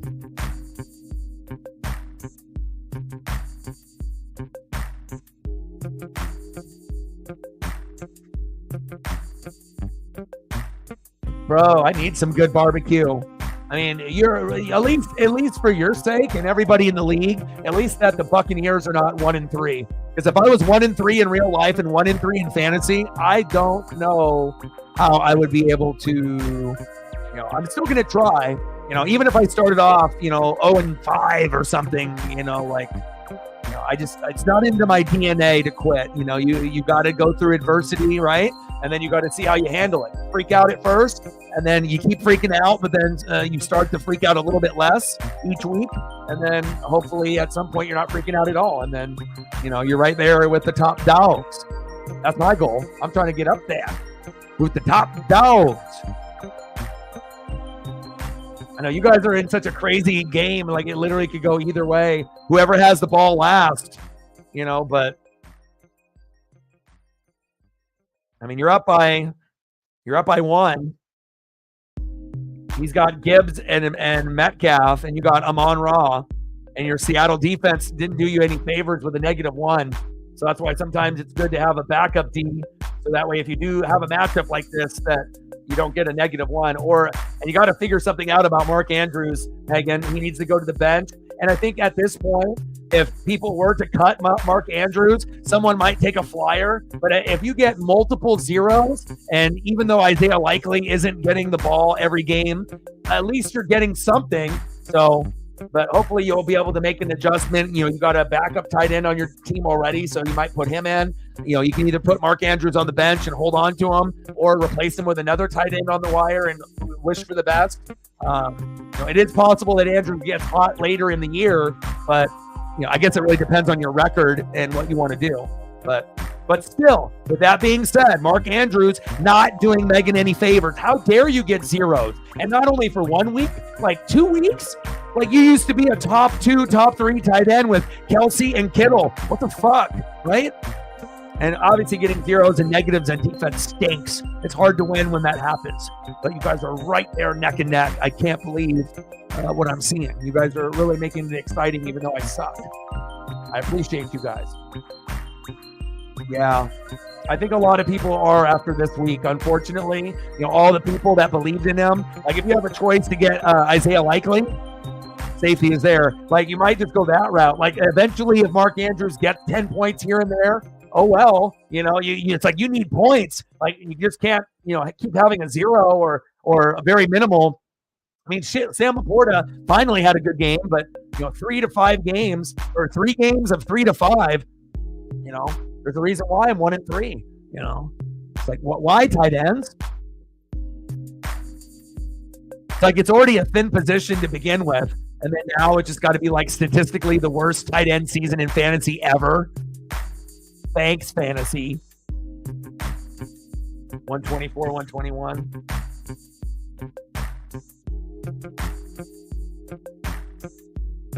Like, who gets the ball, Gibbs or Amon-Ra? And then if the ball goes back to the Seahawks, does DK get anything? Coming down to the wire. I wish it was close like that for me and Sheps, but Shep decided just to give me a bitch slap and said, well, I'll keep it interesting for the first half or the first quarter, and then I'll just go off and, instead of scoring like 8 or 9, how about I do 33.6? 80 yards and 3 tutties. Good for you, man. And first game back from the oblique, and then plays like he hasn't even missed a snap. So this is what it feels like to get the bitch slap, I guess, in fantasy, huh? Fuck. It's not fun. I don't wish this on anybody. But you got to give credit where credit's due. Lineups were better, right? And if the players would have scored more, then there might have been a different story, you know? And that's what happens. Fantasy is a little luck, but there is some skill involved too, you know? But the players have to be able to hit, whether it's a green, red, or neutral. Wow. Good return. There we go. Yeah, Kittle's been actually probably the best tight end in football. If we're talking about the old vets between Kelsey and Andrews and, you know, all the ones that normally, you know, the big four. Obviously, Laporta ain't doing shit. Kelsey just hit finally, but wasn't getting the ball, but now might more since Rice is out, right? Unless they get Devontae Adams, and then he'll get some of those looks, right? Yeah, so, I mean... And then obviously if you have Trey McBride or Brock Bowers, they've been pretty good. But Trey McBride just got hurt and Bowers had a bad game. So, you know, it's kind of an up and down. But I think for my dollar, if I could go back and redraft, since I was the first guy to take tight end and I was dumb and I did Laporta, thinking that Jared Goff would be good, I think that I would have got your guy. I think I would have done what you guys did. I think I would have went George Kittle. But how many people would have went George Kittle number one? Most people would have went Laporta or Kelsey and then Kittle. Maybe as the third tight end. But I think that, you know, based on what I've seen, you know, I think Kittle would have been the one that I would want, him or Bowers, because I like taking rookies and taking a chance in fantasy and hoping for that breakout player like Sam Laporta last year when I had, coincidentally, Mark Andrews, who didn't give me shit last year and then got hurt. And then luckily I had Laporta, even though I offered Reflect Laporta for a bag of Doritos, he declined. I kept. Thankfully I did. Andrews got hurt and turned into this player that we see that doesn't do anything, and Laporta helped, you know. But it sucks when you like finally feel like you have something good and you can't even have a back-to-back good season. I thought you were going to be like the next generation Kittle and Kelsey. Like, what is this? But it's really more on Goff than him. Gino, sliding safe. 42-29, minute 38 to go. Seattle definitely got ripped today. You know, again, definitely a game that could have been decided by 3 points or less, but the refs took it into their hands because of the people on their parlay and, you know, in their ear, you know, letting them know that they need to make sure that they cover the spread. You're not doing it yet. Do it. Call the penalty. Don't call the penalty. Spread. And then now we're at 42-29. Good job to the people that have Kittle in the league. Megan and Shep, great job. You know, and sometimes by just luck, you end up that's what's left, and they end up having a great year. But again, George is probably the coolest tight end out of them all, based off personality. He will be in the WWE one day.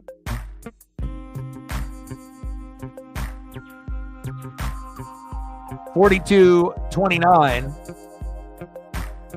Detroit. Second down and 10. Come on, Seattle. Shotgun set. Gino. Pressure.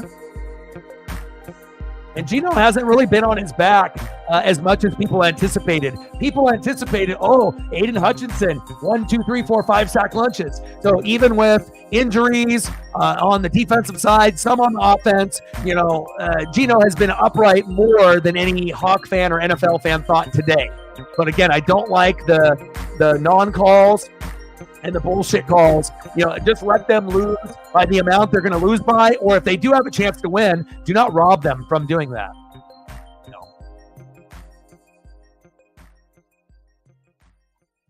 Yeah, I think it hurts, you know, equally. You know, Ducks, Huskies, Mariners, Seahawks, Kraken, you know, and Sonics when they come back. Ducks, Beavers, Cougs, Huskies. Like, if you're a Pacific Northwest fan, the losses hurt more for us than for others, I feel, because it's like we don't even really get to appreciate enough wins. So it's like when we win, it's like it's hard not to get super excited because we don't win usually that much unless we're like really, really good and built the team up for 4 or 5 years. And then we might be in the Natty or in the Super Bowl or hopefully the World Series one day as we have a collision between the Hawks and the Lions here. 91 is trying to take Gino out of the game. Not only does he, you know, do that play, but he drives Gino into the ground. That was dirty. Like, why are you doing that? Now you're getting dirty play out of the Lions. Boo! Don't be trying to injure my Gino. That was dirty as shit. What was that? Punch his ass. I mean, he pushes him right there, and then I would have got on top and bang. I'll take a fucking suspension and a fucking fine. Like, what the fuck are you doing to my quarterback, little bitch ass? Clocked him right in the chin. MMA style. Fucking turning into Conor McGregor. Fucking watch the fuck out. Like, you don't hit my quarterback. The McGregor arms would have came out. My goodness. Like, why would you do that? You're already winning. It's not like you lost 42-29 and now you're just upset. Man, this game has got like, it's 42-29, but the people that watch this game compared to people watching the highlights, they're not going to know the whole story unless I talk about it in the reaction video tomorrow, which I will do. And again, I've watched many, many games this season, but this game specifically, like when you hear conspiracy and like point spread, calls, not called, you know, like shit that actually changed the game besides the dumb call to go for two. Like other than that, you know, there's like definitely, I feel like Seattle definitely got the short end of the stick, you know, and not conspiracy or not, you know, but makes you wonder. Intercepted.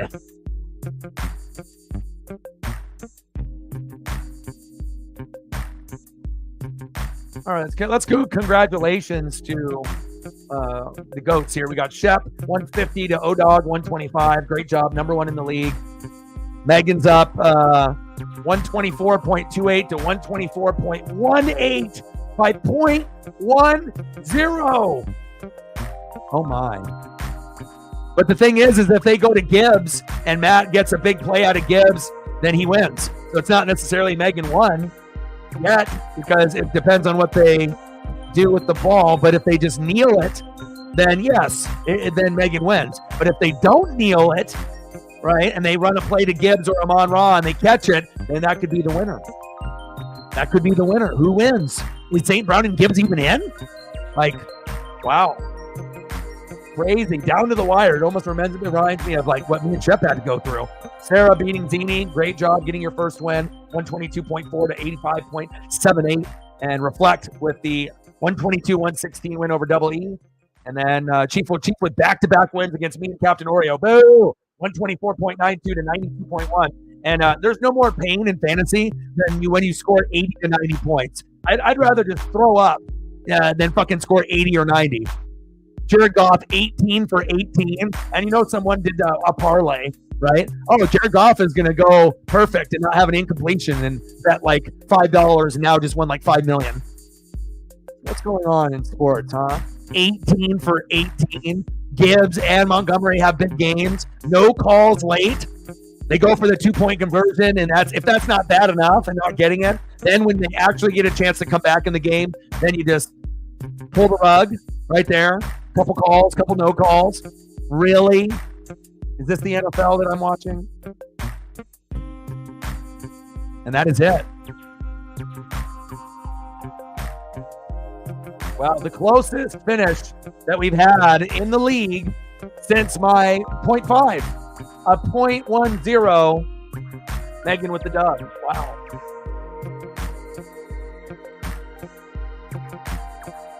So Reflect is 4-0, Zini's 2-2, Shep 3-1, Matt 2-2, Elliot 2-2, Megan 2-2, Captain Oreo 1-3, I'm 1-3, Sarah 1-3, and then Chief 2-2. So one undefeated team, 3 teams at the bottom, hungry to get the dubs, and a shitload of teams that are 2-2, and Reflect with a 4-0, and a Shep with a 3-1. They are the kings of the corner. And we're not talking the corner of Portland, okay? When you're at the top 2, that's something, man. That's where you want to be one day. Congrats, man. And I guess, you know, if this is how the league is going to be moving forward, and, you know, I'm up for it, man. Like, I like to be able to be challenged, and it's cool when, like, everyone's a threat, you know, not just, like, 1 or 2 teams. So...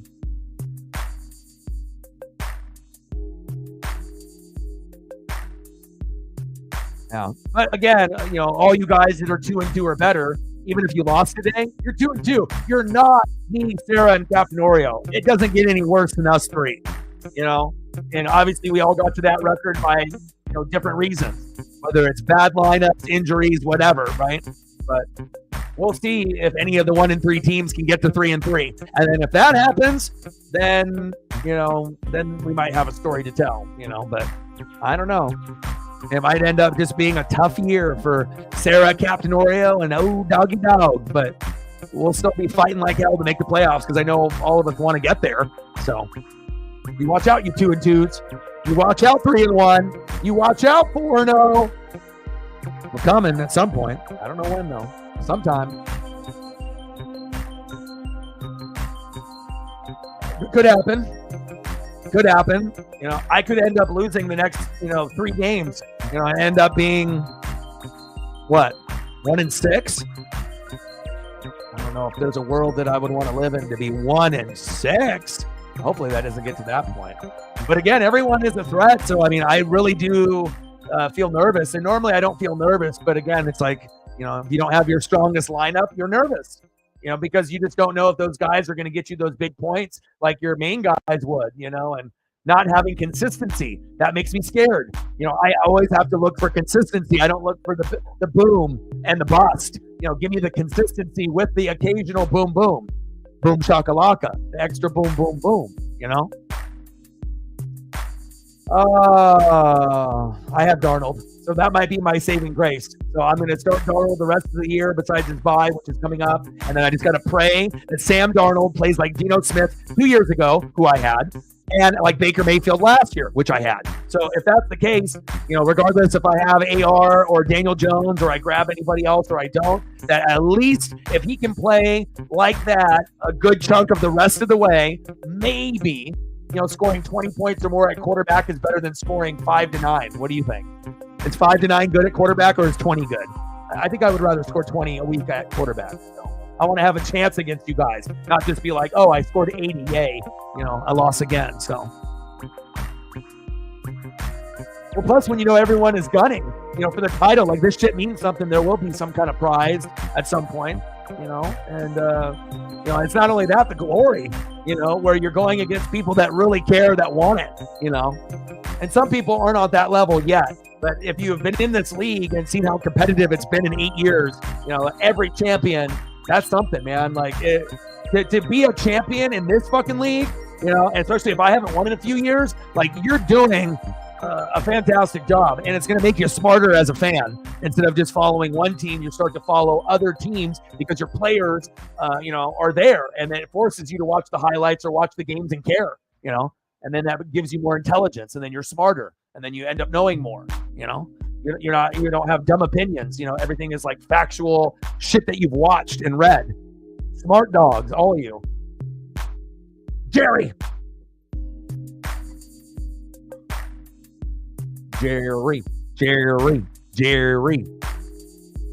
Oh, Jerry. Yeah. But again, we're going to feel the pain as Duck fans very soon. A couple losses will be coming our way. And even though we're undefeated now, I see a lot of weakness. I hope for the best. I hope for, 8-3, 9-2, type of thing. But like the talent, is not all there. I'm used to seeing, more for Oregon, and especially with all of the recruiting and, all the high school and the transfers, it's just like the product on the field on offense and defense is like a huge disappointment. It's like I don't know, like the connection with this team is weird, man. It's like not a normal, typical Oregon Duck team, but we'll gotta, make the best of it. But, there's going to be a couple bad losses, and the pain will be there. So, haven't experienced it yet, but we'll be in the same pain as Seahawks fans. Man, we might feel it on Thursday. I don't think we're going to lose to Michigan State. Now, if we lose to Michigan State, then what's going to happen when we play Ohio State? Get obliterated by like fucking a billion, right? But Michigan State, we're going to win that. But I think that, Ohio State, if you're Georgia, Alabama, or Ohio State, or Texas, whether it's Arch Manning or Quinn Ewers, you are fucked. That's just kind of how it goes. I mean, that's kind of the cream of the crop. You have to be really, one of the others out there to do something like perfect, special, and then have like the game of the year, then maybe, you get a win of one of those 4 teams. But those are the cream of the crop, and that's how it goes. Congratulations to all the people that won. Hang in there, lovable losers. Sarah, Captain Oreo, and O Doggy Dog. We can still come back, because I'll be the front runner for the 1 and 3s. I'll lead the charge. We might be here, but we're not staying here. All right, we're going to the W column, and that means some 2 and 2s, 3 and 1s, and 4 and 0s are going to have to help out with that. So, final score: Lions 42, Seahawks 29. Felt like the refs were a part of that. Definitely the Lions. It felt like we're going to win, but it didn't have to be. It seems so lopsided, and I hate when I see games that are so obviously, you don't want to say quote unquote rigged, but it definitely felt that way in this game. If I'm being honest, I'm not even a Hawk fan. I don't have money on this game, but if I'm just watching it as a fan and observer, that was some bullshit. I feel the pain, for not only the dumb 2-point conversion attempt, but for the calls and no calls. PIs on DK not called, bullshit called on you. Then they get the extra touchdown, bullshit. But again, injuries and them wanting to cover the spread. And so that way they don't lose millions of dollars. I guess that's more important than just being honest. Good referees, right? But hopefully things will get better. Hopefully the guys will get healthy. And then we can get back to a good win streak for the Hawks. And the Lions, you won. Hooray. 42-29. They improved to 3 and 1, but they don't. I mean, at times they look like they did last year, but also at times they, look like they still have some issues. So, but I love you guys and I appreciate you guys very, very much. Hopefully things will get better tomorrow. I believe we're going to be doing the Padres and the Braves. I think we're going to do that because that's the last game. Let's take a quick peek before I leave. All right, scheduled tomorrow for baseball. Okay. We got Tigers, Astros at 11:30. Royals, Orioles, which I would love to do, but it's at 1. Mets, Brewers, 2:30. Braves, Padres, 5:30. If I was going to do any of these, I would want to do Royals, Orioles first, and then probably Padres, Braves second. And then on Wednesday, what do we got? Jerry even had to send me the message on the Instagram. If he didn't hop in there, he didn't get a response back. So he's like, "Oh, I got to go online, and I got to make sure. And then obviously the same thing goes on Wednesday. So we'll see. I don't know what I'm going to do. I might end up doing Royals and Orioles at 1:30. Yeah, it's going to be early. But if Elliott's not going to even be able to make the first game for the Braves and Padres, maybe I'll just go for the game that's most exciting to me. Unless Screwball's pitching. If Screwball's pitching against the Astros, that's kind of interesting, but I don't want to do it at 11:30. So either Royals, Orioles, or Braves, Padres for the next 2 days, and then that'll be at 1:30 or 5:30. Check social media, and you'll know if you want to hang out. And then on Thursday, we got Falcons and Bucks, and hopefully I beat the Falcons because Shepard has already beaten my soul in fantasy. I can't take too many L's in a row. It's painful. Okay. It's like me and Britt going to Spain, but with no S. We're in pain. Captain Oreo is in pain. Sarah, not so much. Me and Captain Oreo are at the worst of it because we had a good record and then now we're at where we're at. Sarah didn't have a win, so now she should have 2 wins if we're being honest, but the other person scored a lot last week. But now she got her 1, so her trend is going upwards. Me and Oreo are fucking just at the bottom, man. What's up with that? Is that how you're doing us, sports gods? Me and Captain Oreo do good for 1 week, and then they say, nope. How about 3 weeks of shit? But we'll fight back with all hell, and hopefully good things happen. Those are the teams that are 1 and 3. And congratulations to the 2 and 2 and Shep 3 and 1 and Reflect 4 and 0. It takes, especially with the league that's competitive, to be 3 and 1, 4 and 0. You could say, well, maybe I beat the 4 weakest, but maybe you didn't. You have to look at that. So 42-29 Lions. I love you guys and I appreciate you guys. Rest in peace. I got to put Mutombo and Pete Rose up on the stream at least once before I go. That's let me find my favorite Mutombo. Rest in peace. I used to do the Mutombo wag with my dad and the kids, when we played. But, a lot of people remember different versions of Mutombo. Typically the Nuggets or the Hawks. But my favorite memories, I think, were maybe Nuggets. Back with like LaFonso Ellis back in the day. That's another name drop. If you either know the basketball, even though it's not my thing anymore, I still got the knowledge. Dikembe, finger wag. Rest in peace. Great humanitarian.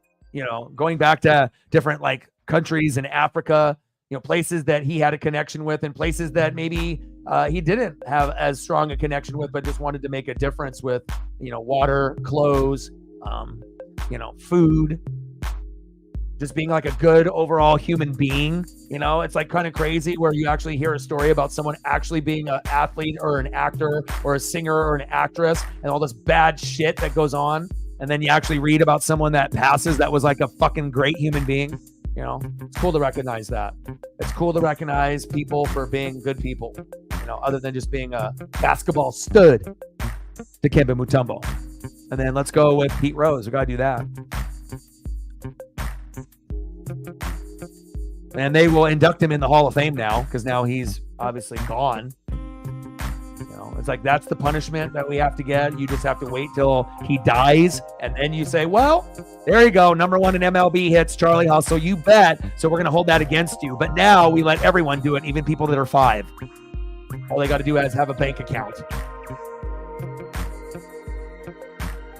So, yeah, being manager and betting against your team and other teams probably wasn't the smartest thing to do. But let's be real, Shohei Ohtani fan or not, was the interpreter the only one that was betting? And I'm a Shohei guy, but he definitely looks guilty. And again, for a guy that's guilty to put up the biggest stat line that we've ever seen, 50-50, coincidence? I think not. Sometimes, they know it's bigger than baseball. It's ratings, it's money. There's no way in hell Shohei Ohtani, even if he's in debt, millions and millions of dollars and illegal activity, if a guy can get 50 home runs and 50 stolen bags and do it for the very first time and, be a good top 10 pitcher and be the best player to ever live over Babe Ruth when it's all said and done, yeah, they probably be like, gambling? What's that? Oh, interpreter, you did it. It's all you, bud. You're taking the fall, but we got you a nice jail. And we're going to funnel money into your bank account when you're out. Boom, shakalaka. You're rich for the rest of your life. Charlie Hustle.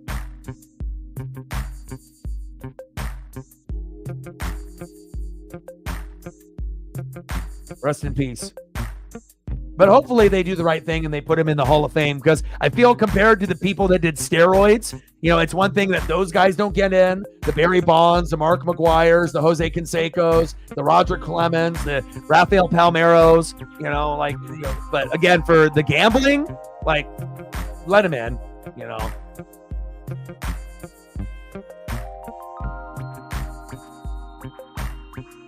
Now we go with a throwback with one of my favorite teams of all time that doesn't exist anymore. Love this, and I love the hat. Used to have it when I was a kid. I definitely want to rebuy the hat one day with a Randy Johnson jersey with the blue and the white. Expos, baby. Montreal. Dope, dope, dope.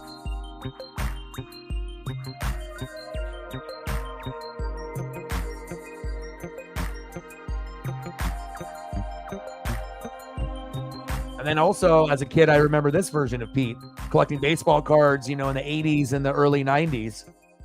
Maybe when some of this gambling was going on.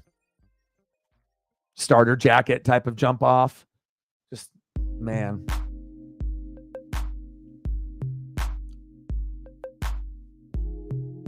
Yeah, Chris Christopherson, I'm going to get a photo up too. Yeah, you delay the salary so that way you can be rich forever. Like King Griffey Jr. did, and like Bobby Bonilla and many, many others. It's like, oh, give me 5 million, or 8 million, every year for the next 30 years instead of just getting the big chunk. And then after you're done playing, you still got millions of dollars coming in. Like, why would, of course, if you're good with money, then you could probably want it right away. But if you're not good with money, or you are good with money, then doing it the safe route and just having it spread out as long as you don't pass away. And obviously, you got to hope that doesn't happen, and then you can cash in.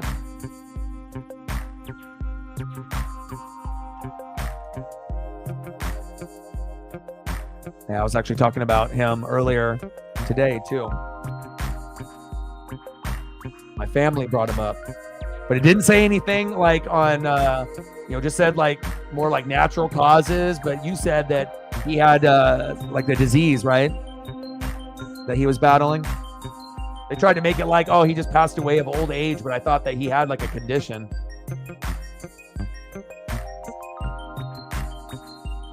No, bro, you already beat me by 25. Don't get greedy.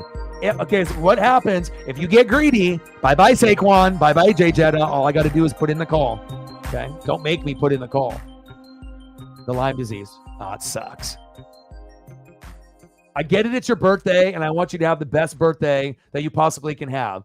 But, I mean, already beating me by 25, and then you got to get a Falcons win on top of that, too? I don't know, man. I don't know. Rest in peace. Rest in peace. Rest in peace. Rest in peace. Rest in peace. Finger wag. Dikembe Mutombo. Well, I love you guys and I appreciate you guys very, very much. Happy early birthday Thursday. And Shepard, when's your birthday? What's your specific day? October 6th. You're getting excited. You're like it's my birthday month. You're like a frat boy or a frat girl. It's not just my birthday. It's not my birth week. It's my birth month. It's my birth year. I get it though. I hope you have the best birthday. Congrats to you and Reflect for dominating the league. Obviously, we need Hawks more wins. Falcons, you're getting there. Obviously, Saints are injured right now, so you obviously took advantage of that. But I don't know if I can have you beat the Saints and the Bucks back-to-back, man. 29 and 41. That's a great age for the two of you. Appreciate the both of you. And Reflect and everyone else in the room. Love you. Appreciate you. Matt, you still in here? Appreciate you. And again, we'll do baseball tomorrow. And I haven't decided. But again, I'm either going to do early or late. So it's either going to be at 1:30 for Royals and Orioles, which is my number one choice, at 1 o'clock, because I like Bobby Witt Jr. and Gunnar Henderson and Adley Rutschman. That's exciting to me. Or Braves, Padres at 5:30. So it's either one of those. And same thing on Wednesday, 1:30 or 5:30. And then we got the Tampa Bay Buccaneers, hopefully competing with the Falcons and Shep's birthday week. But, I don't know. We'll see what happens in that game. And me and Captain Oreo need to come back. And congratulations to Sarah getting her first win. Reflect 4-0, Shep 3-1. That's good. I'm jealous and hope I can get, to win number 3 before the end of the season. I appreciate you guys. 42-29. Refs cheated the Hawks. Boo them. But I love you guys. I got to eat some dinner, take Paisley on a walk, and then we'll be back at it tomorrow. Probably for that Royals-Orioles game, because that's going to be more fun for me. So I think that's what we're going to do. A little early for a stream, but if you can hang out, come through. And I got one question for you. Well, talk sports like us. Your boy Ryan, Northwest Sports Fanatics. Check out some of the reaction videos that I've posted this week. I'll do a game reaction for this tomorrow, and I'm out. Okay.